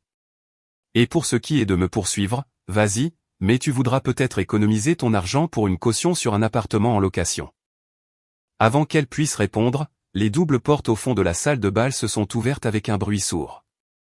Un grand homme en costume anthracite est entré, portant une mallette en cuir. Il se déplaçait avec la précision d'un requin en pleine mer. C'était Monsieur Vance, le chef du contentieux de mon cabinet, et l'homme que j'avais appelé il y a exactement 1 heure. Il a marché droit dans l'allée centrale, ignorant les regards des invités confus. Il a monté les escaliers de la scène et s'est tenu à côté de moi, me tendant une enveloppe épaisse. Ma mère a regardé Monsieur Vance et, pour la première fois, la peur a vacillé dans ses yeux. Qui est-ce? A-t-elle demandé. C'est mon avocat, ai-je expliqué en prenant l'enveloppe. Et ceci, mère, est un bref de possession. J'ai ouvert l'enveloppe et j'ai sorti les documents juridiques impeccables. Je les ai tenus en l'air pour que la lumière frappe le sceau officiel en relief de la cour. Comme je prévoyais que vous pourriez avoir du mal à accepter le transfert de propriété, j'ai pris la liberté de contacter le juge de service d'urgence ce soir. Compte tenu des preuves claires de la violation du testament et des preuves vidéo du vol de tout à l'heure, le juge a accordé une ordonnance de protection immédiate sur le domaine. J'ai tendu les papiers à ma mère. Elle les a fixés, ses mains tremblant si fort que les pages bruissaient. « Qu'est-ce que ça veut dire » a-t-elle murmuré. Monsieur Vance a pris la parole, sa voix profonde et autoritaire. « Cela signifie, Madame Brox, qu'à compter de maintenant, le domaine victorien est scellé. Il vous est légalement interdit d'entrer dans les locaux pour retirer des biens ou des meubles jusqu'à ce qu'un inventaire complet puisse être effectué. Nous avons une équipe d'agents de sécurité qui arrive à l'adresse en ce moment même pour changer les serrures. » Les genoux de ma mère ont flanché. Elle s'est affaissée contre le podium, serrant les papiers contre sa poitrine. « Mais mes vêtements » a-t-elle balbutié. Elle. « Mes bijoux, ma vie est là-dedans. » Vous serez autorisé à récupérer des objets personnels tels que des vêtements et des articles de toilette sous la surveillance de la police demain matin, a dit Monsieur Vance sans une once de sympathie. Tout ce qui a de la valeur, y compris les œuvres d'art, les antiquités et les appareils électroniques, restera dans la maison car ils sont désormais considérés comme faisant partie de l'inventaire contesté du domaine. La pièce était silencieuse. L'humiliation était totale. Ma mère a regardé Bianca, mais l'enfant prodige était inutile. Bianca se tenait près du bol à punch, regardant son téléphone, réalisant probablement que ses abonnés sur les réseaux sociaux regardaient son empire s'effondrer en temps réel. J'ai pris le micro une dernière fois. J'ai regardé la foule. Puis j'ai regardé ma mère et ma sœur. Et pour que ce soit clair, je n'ai pas l'intention de vivre dans cette maison. Trop de mauvais souvenirs. L'air y est toxique. J'ai fait une pause, laissant le coup final en suspens. J'ai déjà pris des dispositions pour qu'un promoteur immobilier visite la propriété à 9 h demain matin. Il est très intéressé par la valeur du terrain. J'ai l'intention de vendre la maison avant midi. Ma mère a poussé un hurlement qui ressemblait à celui d'un animal blessé. « Tu ne peux pas vendre notre maison » a-t-elle pleuré. « Où irons-nous » Je l'ai regardé et j'ai haussé les épaules. J'ai entendu dire que le motel près de l'autoroute a des chambres de libre. Ou peut-être que vous pouvez rester avec Chad. Bien que, compte tenu de ce que je suis sur le point de montrer à tout le monde sur les finances de Chad, je doute qu'il puisse se permettre une chambre d'hôtel. Je me suis retourné vers l'écran derrière moi. Vous devriez probablement commencer à chercher des boîtes en carton, ai-je dit. Maintenant, si tout le monde a fini de pleurer, passons au grand final, car autant j'ai apprécié de reprendre ma maison, autant je pense que vous méritez tous de savoir exactement avec qui Bianca est sur le point de se marier. L'image du domaine victorien s'est estompée de l'écran derrière moi et a été instantanément remplacée par un document blanc et austère qui a fait chuter la température de la pièce de 10 degrés. C'était un relevé bancaire numérique d'American Express. Ce n'était pas un relevé personnel. C'était le grand livre de ma société de conseil. Je me suis dirigé vers le bord de la scène et j'ai regardé les invités qui tenaient des flûtes en cristal de Dom Pérignon vintage. Ils ont regardé le verre dans leurs mains, puis ils ont levé les yeux vers l'écran où une seule transaction était surlignée en rouge vif. 50 000 $. Le bénéficiaire était Ritz-Carlton Events. L'horodatage de l'autorisation était 9 h ce matin, exactement l'heure où je mettais mon voile dans la Napa Valley. J'ai laissé le silence s'étirer jusqu'à ce qu'il soit inconfortable. Je les ai laissés faire le calcul. Je les ai laissés réaliser que l'atmosphère luxueuse dont ils profitaient, les fleurs importées, l'alcool haut de gamme, l'orchestre live, n'était pas financée par la richesse de la famille Hamilton ou les économies de ma mère. Elle était financée par un crime. J'ai parlé clairement, ma voix tranchant la tension. Vous savez, maman, j'ai toujours admiré votre goût. Vous savez certainement comment organiser une fête. Mais il y a un petit problème. Vous avez utilisé une carte de crédit d'entreprise qui vous a été délivrée il y a 10 ans pour des voyages d'urgence lorsque vous étiez ma directrice de bureau. Une carte dont j'ai révoqué l'autorisation, mais dont vous avez apparemment gardé les détails. Une carte qui appartient à une société à responsabilité limitée, pas à votre fille. Ma mère a levé les yeux, ses yeux écarquillés de panique. Elle a commencé à secouer la tête, essayant d'articuler le mot « non », mais aucun son n'est sorti. Elle savait exactement ce qu'elle avait fait. Elle avait supposé que je serais trop embarrassé pour faire une scène ou que j'absorberais simplement le coup pour sauver la face. Elle s'était trompée. J'ai détourné mon regard d'elle et j'ai croisé les yeux de l'homme le plus puissant de la pièce. Le sénateur Hamilton était assis au centre de la table VIP. C'était un homme qui avait bâti une carrière sur la loi et l'ordre, sur la responsabilité fiscale et sur l'image d'une famille américaine intouchable. Il tenait une fourchette pleine de risotto au homard à mi-chemin de sa bouche. « Sénateur Hamilton », ai-je dit en m'adressant directement à lui. « Je m'excuse de gâcher votre dîner, mais je pensais que vous devriez savoir que le repas que vous mangez, le vin que vous buvez et la chaise sur laquelle vous êtes assis ont tous été payés avec de l'argent volé. » Le sénateur s'est figé, la fourchette s'est abaissée lentement sur l'assiette avec un léger cliquetis. Les personnes à sa table se sont reculées comme si la nourriture s'était soudainement transformée en poison. J'ai continué, ma voix restant dangereusement polie. Ce n'est pas un différend domestique, sénateur. Ce n'est pas une fille qui se dispute avec sa mère pour une allocation. Cette dépense a été effectuée à travers les frontières de l'État en utilisant un instrument d'entreprise sans autorisation. En termes juridiques, nous appelons cela une fraude électronique. Nous appelons cela un vol d'identité. Et comme le montant dépasse $10 000, nous envisageons un crime fédéral. J'ai vu la mâchoire du sénateur se serrer. J'ai vu la veine de sa tempe pulser. Il ne me regardait pas avec colère. Il me regardait avec la prise de conscience qu'il avait failli tomber dans un piège qui aurait mis fin à sa carrière politique. S'il permettait à cette fête de continuer, s'il permettait à son fils de se marier dans ce pétrin, il serait complice d'une enquête fédérale. J'ai fait un geste vers l'écran où le numéro de transaction brillait comme une accusation au néon. J'ai déjà déposé un rapport de fraude auprès d'American Express, ai-je dit. Ils sont en train d'annuler les frais, ce qui signifie techniquement, sénateur, que cette fête n'a pas été payée. La pièce a éclaté en chuchotements. Les invités ont commencé à poser leurs verres et à s'éloigner des tables. Ils ont réalisé qu'ils assistaient à une scène de crime, pas à une célébration. Mais je ne les regardais pas. Je regardais le sénateur. Il s'est levé. C'était un mouvement lent et délibéré qui a attiré l'attention de toute la pièce. Il n'a pas regardé son fils. Il n'a pas regardé Bianca. Il a tourné lentement la tête et a fixé ses yeux sur ma mère. Son visage était un masque de fureur froide et de profond dégoût. Son visage a pris une teinte cramoisie profonde, non pas à cause de la chaleur de la pièce, mais à cause de l'humiliation brûlante d'avoir été dupé par une femme qu'il pensait être son égale. Il l'a fixé avec des yeux qui promettaient des représailles. Et dans ce regard, ma mère a finalement réalisé qu'elle n'avait pas seulement perdu sa maison. Elle avait détruit la seule connexion qui comptait pour elle.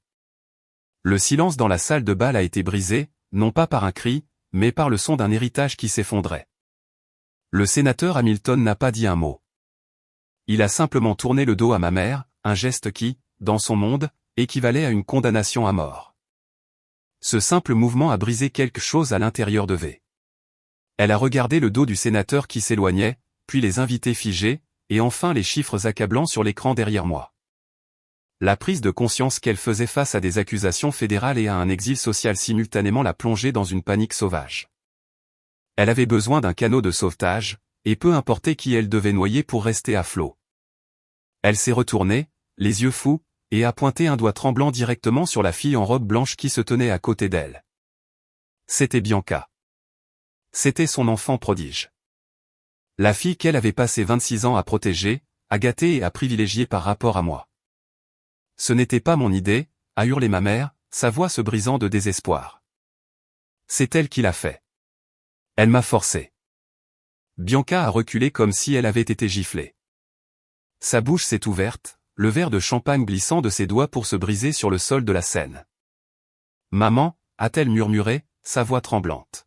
« De quoi parles-tu » Ma mère s'est précipitée vers le bord de la scène, suppliant le dos du sénateur, suppliant le public, suppliant quiconque voulait bien l'écouter.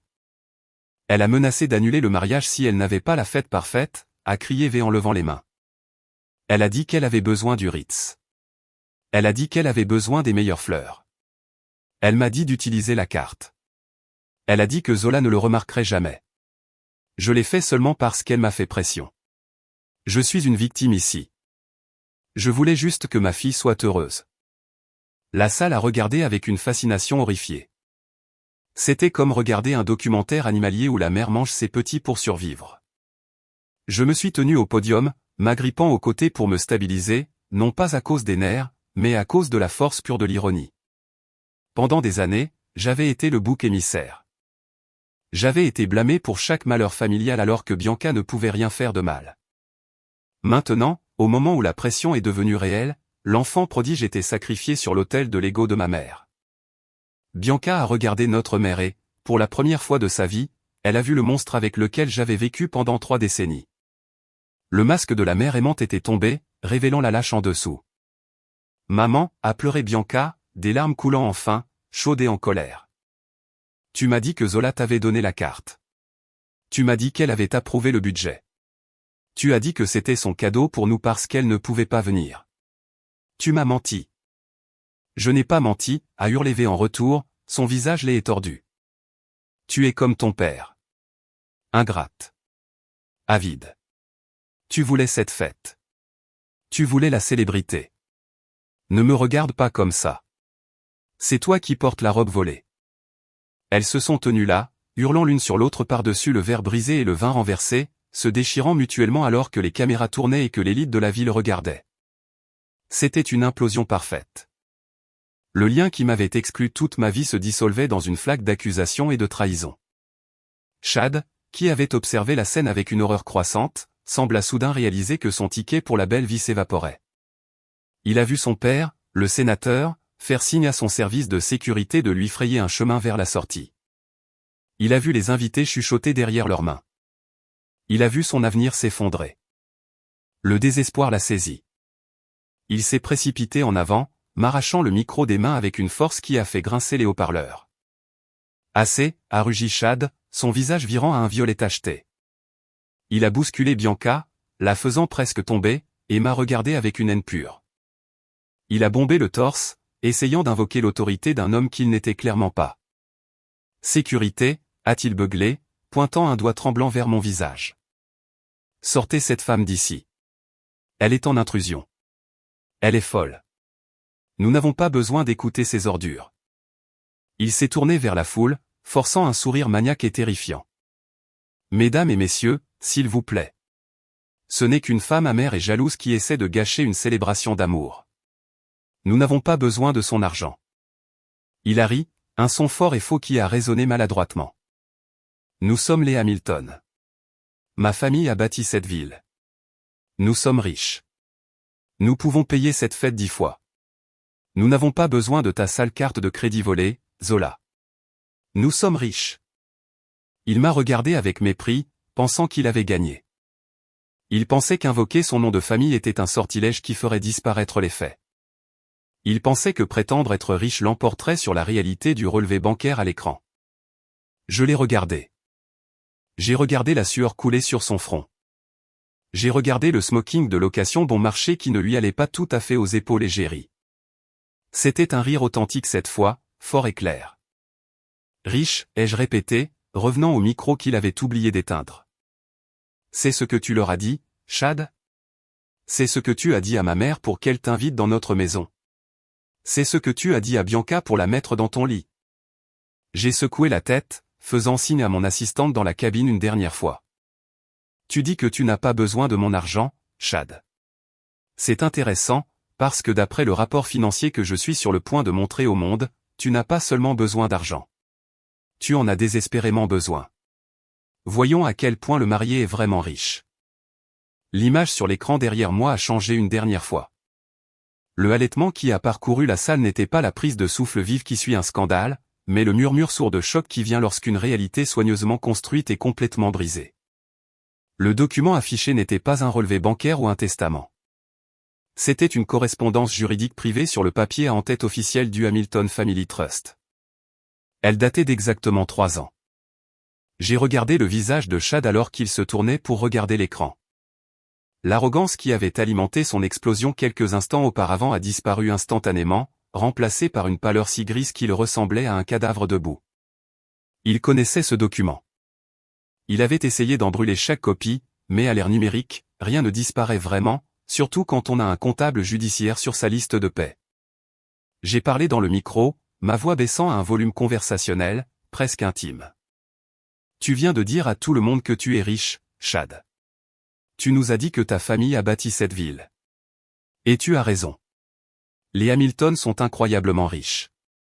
Mais il y a un petit détail que tu as oublié de mentionner à ma mère et à ma sœur quand tu as fait ta demande. Tu n'es plus un Hamilton. Pas légalement. J'ai montré le deuxième paragraphe à l'écran. Selon cette lettre signée par le fiduciaire et attestée par ton père assis juste là au premier rang, tu as été complètement déshérité il y a 36 mois.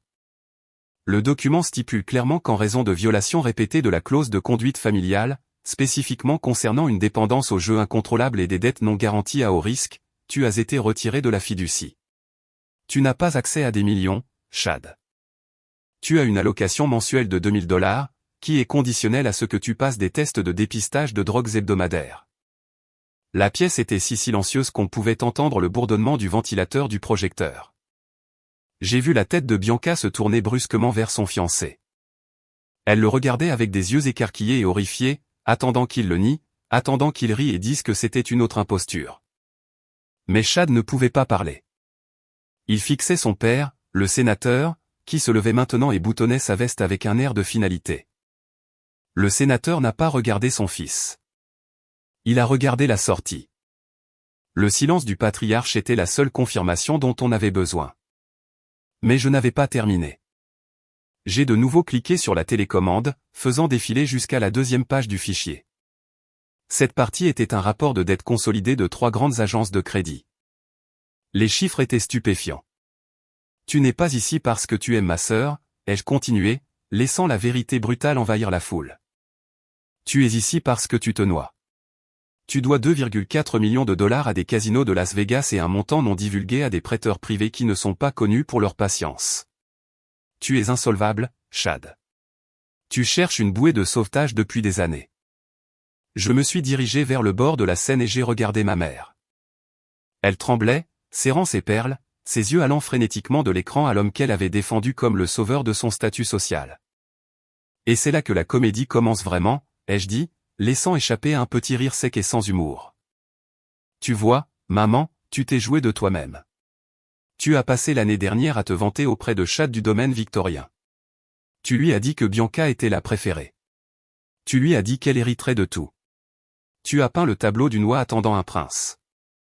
Je me suis retourné vers Chad. Et tu l'as cru. Tu as pensé que tu avais trouvé la cible parfaite. Tu as pensé que tu te mariais dans une fortune qui paierait tes dettes de jeu et éloignerait les usuriers de ton dos. Tu as pensé que Bianca était ton ticket d'or. J'ai regardé Bianca, qui reculait maintenant de Chad comme s'il était contagieux. Et Bianca, tu pensais que tu te mariais avec un milliardaire qui financerait ton style de vie et ferait de toi la reine de la société.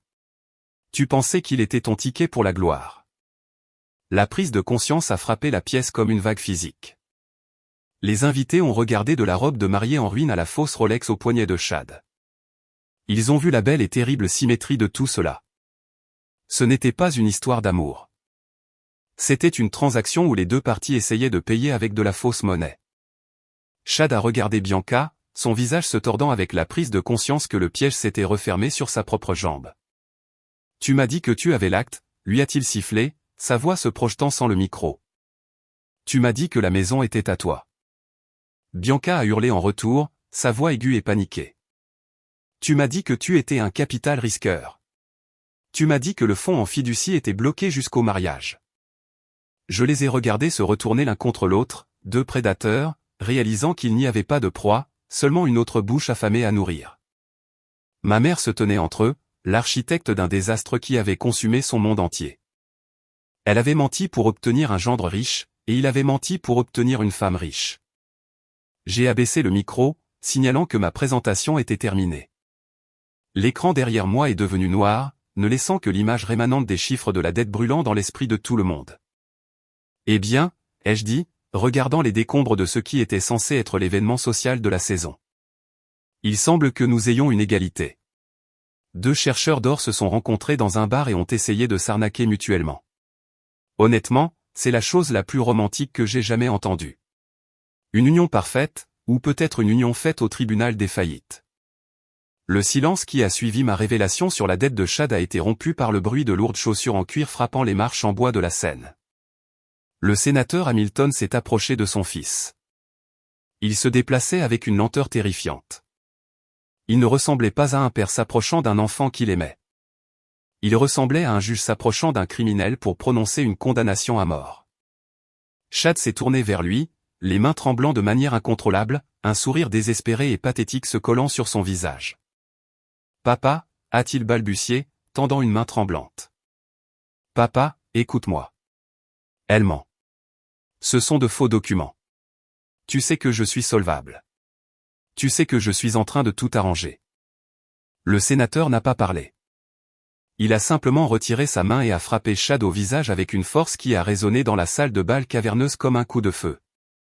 Le son était écœurant. Un craquement humide et vif qui a fait sursauter toute la première rangée. Chad a reculé en titubant, se tenant la joue, les yeux écarquillés de choc.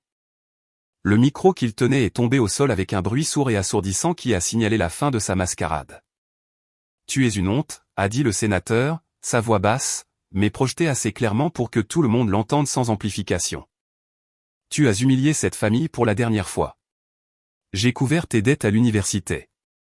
J'ai couvert tes dettes à Las Vegas, mais je ne resterai pas ici à te laisser traîner mon nom dans une enquête fédérale pour fraude. » Chad a commencé à pleurer, un son pathétique et sifflant qui le faisait paraître petit et faible. « Papa, s'il te plaît, » a-t-il supplié en tombant à genoux. « J'ai juste besoin d'un peu de temps. Je peux arranger ça. »« Tu n'as pas de temps » a craché le sénateur, ajustant ses boutons de manchette avec une précision froide. « À partir de ce moment, tu es mort pour moi. N'appelle pas mon bureau. Ne viens pas au domaine. Si tu mets les pieds sur ma propriété, je te ferai arrêter pour intrusion. Tu voulais jouer au grand homme avec de l'argent volé. Maintenant, tu peux en payer le prix comme un homme, seul. » Le sénateur s'est retourné et a descendu les escaliers, faisant signe à son équipe de sécurité. Ils ont formé un mur serré autour de lui et de sa femme, se frayant un chemin à travers les invités stupéfaits vers la sortie. Ils n'ont pas regardé en arrière. Chad est resté là, abandonné. La réalité de sa situation s'est abattue sur lui. Il n'avait pas de fonds en fiducie. Il n'avait pas de père pour le renflouer. Il avait 2 millions de dollars de dettes et des usuriers dangereux qui le chercheraient dès que cette nouvelle se répandrait. La panique, brute et sauvage, a envahi ses yeux. Il a balayé la pièce du regard, cherchant une bouée de sauvetage, n'importe laquelle. Son regard s'est posé sur Bianca. Bianca se tenait à quelques mètres de là, figée d'horreur, regardant sa vie de rêve se désintégrer en cauchemar. Chad l'a regardé, mais il n'y avait pas d'amour dans ses yeux. Il n'y avait que du calcul. Il a regardé la bague en diamant à son doigt, la bague de fiançailles qu'il avait achetée à crédit chez un revendeur louche, prétendant que c'était un héritage familial. « Donne-la-moi » a grogné Chad en se jetant sur elle. Bianca a poussé un cri, serrant sa main contre sa poitrine. « Quoi ? Laisse-moi tranquille. Donne-moi la bague » a hurlé Chad en lui saisissant le poignet et en le tordant violemment. « Elle vaut 50 000. J'ai besoin de la mettre en gage. J'ai besoin d'argent maintenant avant qu'il ne me trouve. Donne-la-moi, espèce de petite sangsue stupide. » La scène a sombré dans le chaos absolu. Les invités ont halté et se sont reculés alors que le marié attaquait la mariée sur scène. Bianca a crié de douleur alors que Chad lui griffait la main, essayant de lui arracher la bague du doigt. La façade romantique avait disparu, remplacée par la vérité laide et violente de leur transaction. « Lâche-moi » a sangloté Bianca en lui donnant des coups de talon. « C'est ma bague. Tu me l'as donnée. Je l'ai achetée » a hurlé Chad en la plaquant contre la cabine du DJ. « J'ai tout acheté. Toi et ta mère, vous n'êtes que des imposteurs. Vous m'avez promis un héritage. Vous m'avez promis une maison. Vous n'avez rien. Maintenant, donne-moi la bague pour que je puisse m'enfuir d'ici. » Damon s'est avancé, prêt à intervenir. Mais avant qu'il ne puisse atteindre la scène, 2 agents de sécurité de l'hôtel qui attendaient dans les coulisses ont plaqué Chad au sol. Ils l'ont arraché à Bianca, l'immobilisant. Chad s'est débattu et a juré, crachant des insultes à Bianca, à moi et au monde, blâmant tout le monde sauf lui-même pour sa chute. Au milieu du chaos, ma mère a décidé de jouer sa dernière carte. Voyant le sénateur partir, voyant sa fille attaquée et réalisant que la police était en route, elle a laissé échapper un halètement théâtral. « Oh, mon cœur » a-t-elle gémi en se tenant la poitrine. « Je ne peux pas respirer. » Tout devient noir. Elle s'est effondrée sur le sol de la scène en un tas de soie et de paillettes. C'était une chute étudiée, une qu'elle avait utilisée de nombreuses fois dans mon enfance pour détourner la responsabilité ou la culpabilité. D'habitude, c'était le moment où tout le monde se précipitait à ses côtés. D'habitude, c'était le moment où je laissais tout tomber pour la réconforter. Mais ce soir, personne n'a bougé. Je me suis tenu au podium et je l'ai regardée allongée là. Les invités la regardaient. Même Bianca, qui soignait son poignet meurtri, fixait simplement sa mère avec un regard d'épuisement total. Il n'y a pas eu de vague d'inquiétude. Il n'y a pas eu d'appel à un médecin. Il n'y a eu que le silence gêné d'un public regardant une mauvaise actrice essayer de sauver une pièce en ruine. Après une minute complète passée allongée sur le sol sans attention, ma mère a ouvert un œil pour jeter un coup d'œil. Quand elle m'a vu la regarder avec une expression ennuyée, elle a de nouveau fermé les yeux, s'engageant dans son rôle, mais l'humiliation émanait d'elle par vagues. Soudain, les lumières de la salle de bal se sont allumées à pleine puissance. L'éclairage d'ambiance romantique et ambré a disparu, remplacé par l'éclat dur et impitoyable des néons de nettoyage. La musique s'est complètement arrêtée. Le directeur du banquet est monté sur scène, enjambant le faux corps inconscient de ma mère comme si c'était un tapis. Il a ramassé le micro que Chad avait laissé tomber. « Mesdames et messieurs » a-t-il annoncé, sa voix fatiguée et ferme. La carte de crédit enregistrée pour cet événement a été refusée et signalée pour fraude. On nous a demandé de cesser immédiatement tout service. Je dois demander à tout le monde de quitter les lieux. Autour de la salle, les serveurs ont commencé à arracher les verres de champagne à moitié pleins des mains des invités. Les commis de salle ont commencé à retirer les nappes, les tirant dessous les centres de table avec une efficacité impitoyable. La fête n'était pas seulement terminée. Elle était en cours de saisie. J'ai regardé l'illusion de la richesse être dépouillée, ne laissant que la vérité les dents dessous. Les lumières bleues et rouges clignotantes qui ont balayé les fenêtres de la salle de bal ont été la touche finale de ce chef-d'œuvre de désastre. La police n'a pas frappé. Ils n'ont pas demandé la permission d'entrer. 4 officiers en uniforme sombre ont franchi les doubles portes avec la détermination sinistre d'hommes qui avaient mieux à faire que de séparer une bagarre de riches. Les quelques invités restants qui s'étaient attardés pour assister au drame se sont rapidement dispersés vers les sorties de secours, terrifiés d'être associés à une scène de crime. Je suis resté parfaitement immobile sur scène à côté de Damon, regardant la loi arriver pour nettoyer le désordre que ma mère avait créé. L'officier en chef, un grand homme à la coupe en brosse et au visage taillé dans le granit, s'est dirigé directement vers le centre du chaos. Il n'a pas regardé les décorations ni le gâteau en ruine. Il a regardé directement la femme en robe dorée à paillettes qui essayait actuellement de se relever du sol avec le peu de dignité qui lui restait. Ma mère a vu les uniformes et pendant une seconde, je l'ai vue essayer de se ressaisir. Elle a lissé ses cheveux. Elle a ajusté son châle. Elle a arboré le même faux sourire qu'elle utilisait lorsque le pasteur venait lui rendre visite. Mais l'officier ne cherchait pas de don. « Madame Veerbrox » a-t-il demandé, sa voix résonnant dans la salle vide. Ma mère a hoché la tête, à bout de souffle. « Oui, c'est moi. »« Officier, il y a eu un terrible malentendu. Ma fille ici fait une dépression nerveuse et fait une scène. Nous étions sur le point de partir. » L'officier n'a pas souri. Il a sorti un bloc-notes de sa poche. « Madame, nous avons reçu un appel du service des fraudes d'American Express concernant une dépense non autorisée de $50 000 effectuée à cet endroit.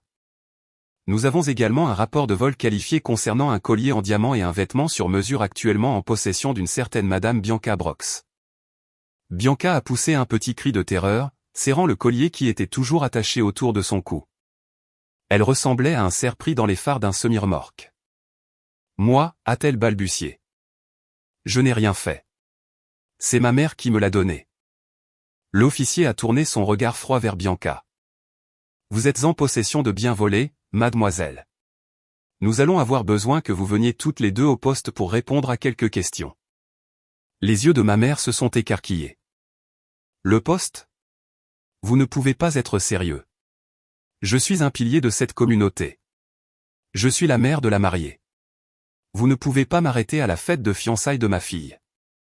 Vous n'êtes pas encore en état d'arrestation, madame, a dit l'officier en s'approchant et en posant la main sur sa ceinture. Mais vous êtes détenue pour interrogatoire. Et compte tenu du montant d'argent en jeu, je vous suggère de coopérer avant que nous devions rendre cela officiel avec des menottes. La menace des menottes a été le seau d'eau glacée qui a finalement réveillé ma mère de son délire. Elle a regardé autour d'elle, cherchant un allié. Elle a cherché le sénateur, mais il était parti depuis longtemps.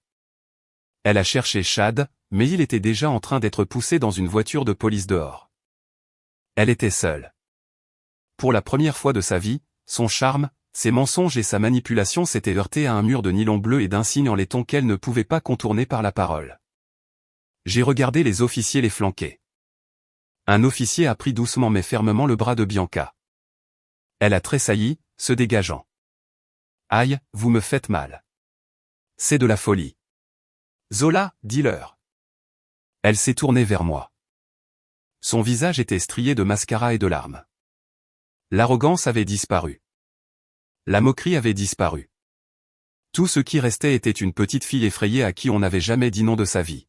« Zola, s'il te plaît, a-t-elle supplié, sa voix montant à un ton hystérique. Dis-leur que tu nous as donné la permission. Dis-leur que c'était un malentendu. Tu peux arranger ça. Tu arranges toujours tout. » Je l'ai regardé depuis la scène.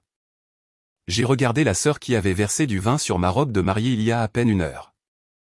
J'ai regardé la sœur qui m'avait appelé un distributeur automatique.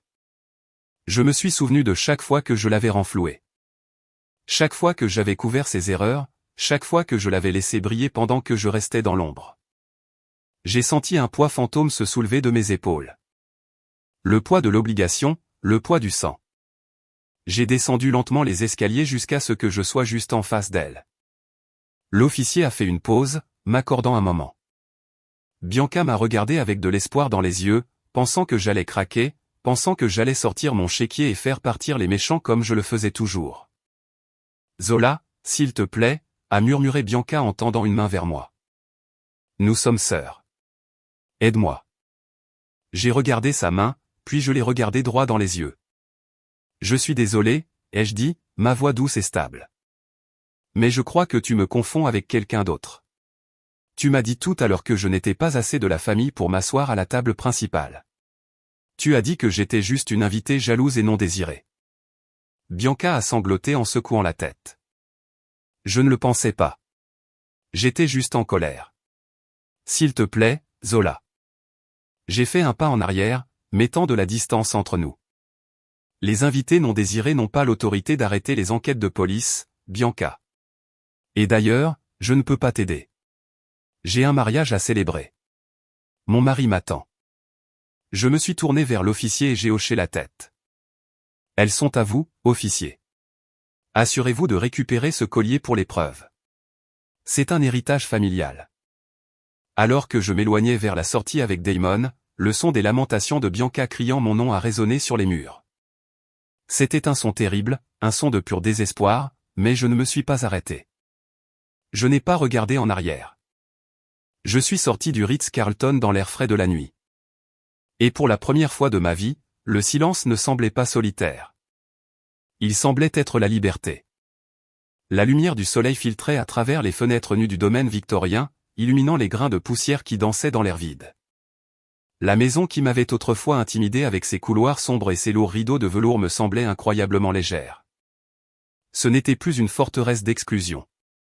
C'était juste un bâtiment. Un bâtiment qui était actuellement vidé par une équipe de déménageurs professionnels que j'avais engagés pour débarrasser 30 ans d'accumulation. Je me tenais au centre du grand foyer, tenant un presse-papier, cochant les articles au fur et à mesure qu'ils étaient transportés vers les camions. Il y avait un étrange sentiment de paix dans le rythme mécanique du travail. Le son du ruban adhésif se déchirant et le bruit sourd des bottes de travail sur le parquet étaient bien plus apaisants que la musique classique que ma mère avait l'habitude de jouer pour masquer la tension dans cette maison. Mon téléphone a vibré dans ma poche pour la 10e fois cette heure-là. Je n'avais pas besoin de regarder l'écran pour savoir qui c'était. Ma mère et Bianca avaient été expulsées des lieux exactement 24 heures après la fête. Elles séjournaient actuellement au Starlight Motel, un établissement délabré près de l'autoroute qui facturait à la semaine et ne posait pas trop de questions.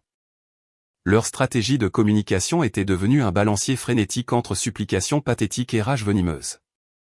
Une minute, ma mère envoyait un texto prétendant qu'elle était malade et avait besoin d'argent pour des médicaments. 5 minutes plus tard, quand je ne répondais pas, elle envoyait un paragraphe me traitant de sorcière ingrate qui pourrirait en enfer pour avoir traité sa famille de cette façon. J'avais mis les notifications en sourdine il y a des jours, mais le bourdonnement était un rappel persistant du chaos que j'avais laissé derrière moi. Elles n'étaient pas seulement sans abri, elles étaient des parias sociaux. La vidéo de ma présentation au Ritz-Carlton avait été divulguée sur Internet par l'un des invités. Elle était devenue virale en quelques heures. Bianca n'était plus une influenceuse. Elle était un mème. Son nombre d'abonnés avait chuté à 0 alors que les marques se précipitaient pour se distancier de la fille qui portait une robe de mariée volée.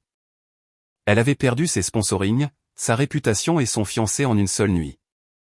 En parlant de fiancé, Chad était parti. Il n'était pas resté pour faire face à la musique ou aux usuriers. La rumeur disait qu'il avait sauté dans un bus pour la frontière le matin après la fête, laissant Bianca gérer la police et l'humiliation publique seule. C'était la sortie de lâche à laquelle tout le monde s'attendait. La grande romance bâtie sur des mensonges s'était terminée exactement comme elle avait commencé, avec quelqu'un fuyant une facture qu'il ne pouvait pas payer. J'ai monté une dernière fois le grand escalier pour vérifier la chambre principale. La pièce où ma mère avait comploté ses ascensions sociales n'était plus que des murs nus et des empreintes de tapis où se trouvaient autrefois les lourds meubles. Je suis entré dans le dressing, vérifiant les étagères du haut pour m'assurer que rien n'avait été laissé derrière. Dans le coin le plus reculé, poussé derrière une planche de plancher lâche, j'ai vu quelque chose que les déménageurs avaient manqué. C'était une boîte à chaussures en cuir cabossé. Je l'ai reconnue immédiatement. Elle appartenait à mon père. Il était décédé il y a 10 ans. Un homme silencieux qui s'était tué au travail en essayant de répondre aux exigences de ma mère. J'ai descendu la boîte, essuyant une épaisse couche de poussière grise. Je me suis assise par terre et j'ai ouvert le couvercle. À l'intérieur, il n'y avait pas de montre chère ni d'argent. C'était plein de vieux polaroïdes, des photos de lui et moi à la pêche, des photos de moi remportant le concours de sciences, des photos de nous deux mangeant de la glace dans le parc pendant que ma mère et Bianca faisaient du shopping. Sur le dessus des photos se trouvait une enveloppe scellée avec mon nom écrit de son écriture tremblante. Mes mains tremblaient en l'ouvrant. La lettre était datée de 2 semaines avant sa mort. Ma très chère Zola, écrivait-il, si tu lis ceci, c'est que je suis parti et que tu portes probablement encore le poids de cette famille sur tes épaules. Je t'écris ceci pour te dire ce que j'étais trop faible pour dire de mon vivant. Tu es la forte, Zola. Tu as toujours été la forte. Ta mère et ta sœur sont comme des lianes. Elles ont besoin d'une structure à laquelle s'accrocher ou elles se fanent. Mais toi, tu es un chêne. Ne les laisse pas t'abattre pour construire leur feu. Un jour, tu devras choisir entre les sauver et te sauver toi-même. J'espère que tu auras le courage de te choisir. Je suis si fier de la femme que tu deviens. Vis pour toi, Zola. Juste pour toi. Je me suis assise sur le sol du placard vide et j'ai pleuré. Pas des larmes de tristesse, mais des larmes de libération. Pendant des années, je m'étais demandé si j'avais tort, si j'étais trop dur, si j'aurais dû essayer plus fort. Mais ici, entre mes mains, se trouvait la permission que je cherchais. Mon père avait tout vu. Il avait su que ce jour viendrait. Il ne m'avait pas laissé d'argent ni de propriété. Il m'avait laissé la vérité. J'ai essuyé mes yeux et j'ai placé la lettre dans mon sac à main. Je me suis levé et je suis sorti du placard, laissant la boîte vide derrière moi. J'avais tout ce dont j'avais besoin. Les vagues de l'océan Pacifique s'écrasaient sur le rivage avec un rythme qui ressemblait à un battement de cœur. C'était 7 jours après le désastre au Ritz-Carlton, et je me tenais sur une plage isolée de Maui. Il n'y avait pas de lustre en cristal ici. Il n'y avait pas d'orchidées importées ni de gâteaux à 5 étages. Il y avait juste le sable doré sous mes pieds nus, les embruns salés dans l'air, et l'homme qui me tenait les mains. Damon m'a regardé avec des larmes dans les yeux, et pour la première fois de ma vie, je savais sans l'ombre d'un doute que j'étais exactement là où je devais être.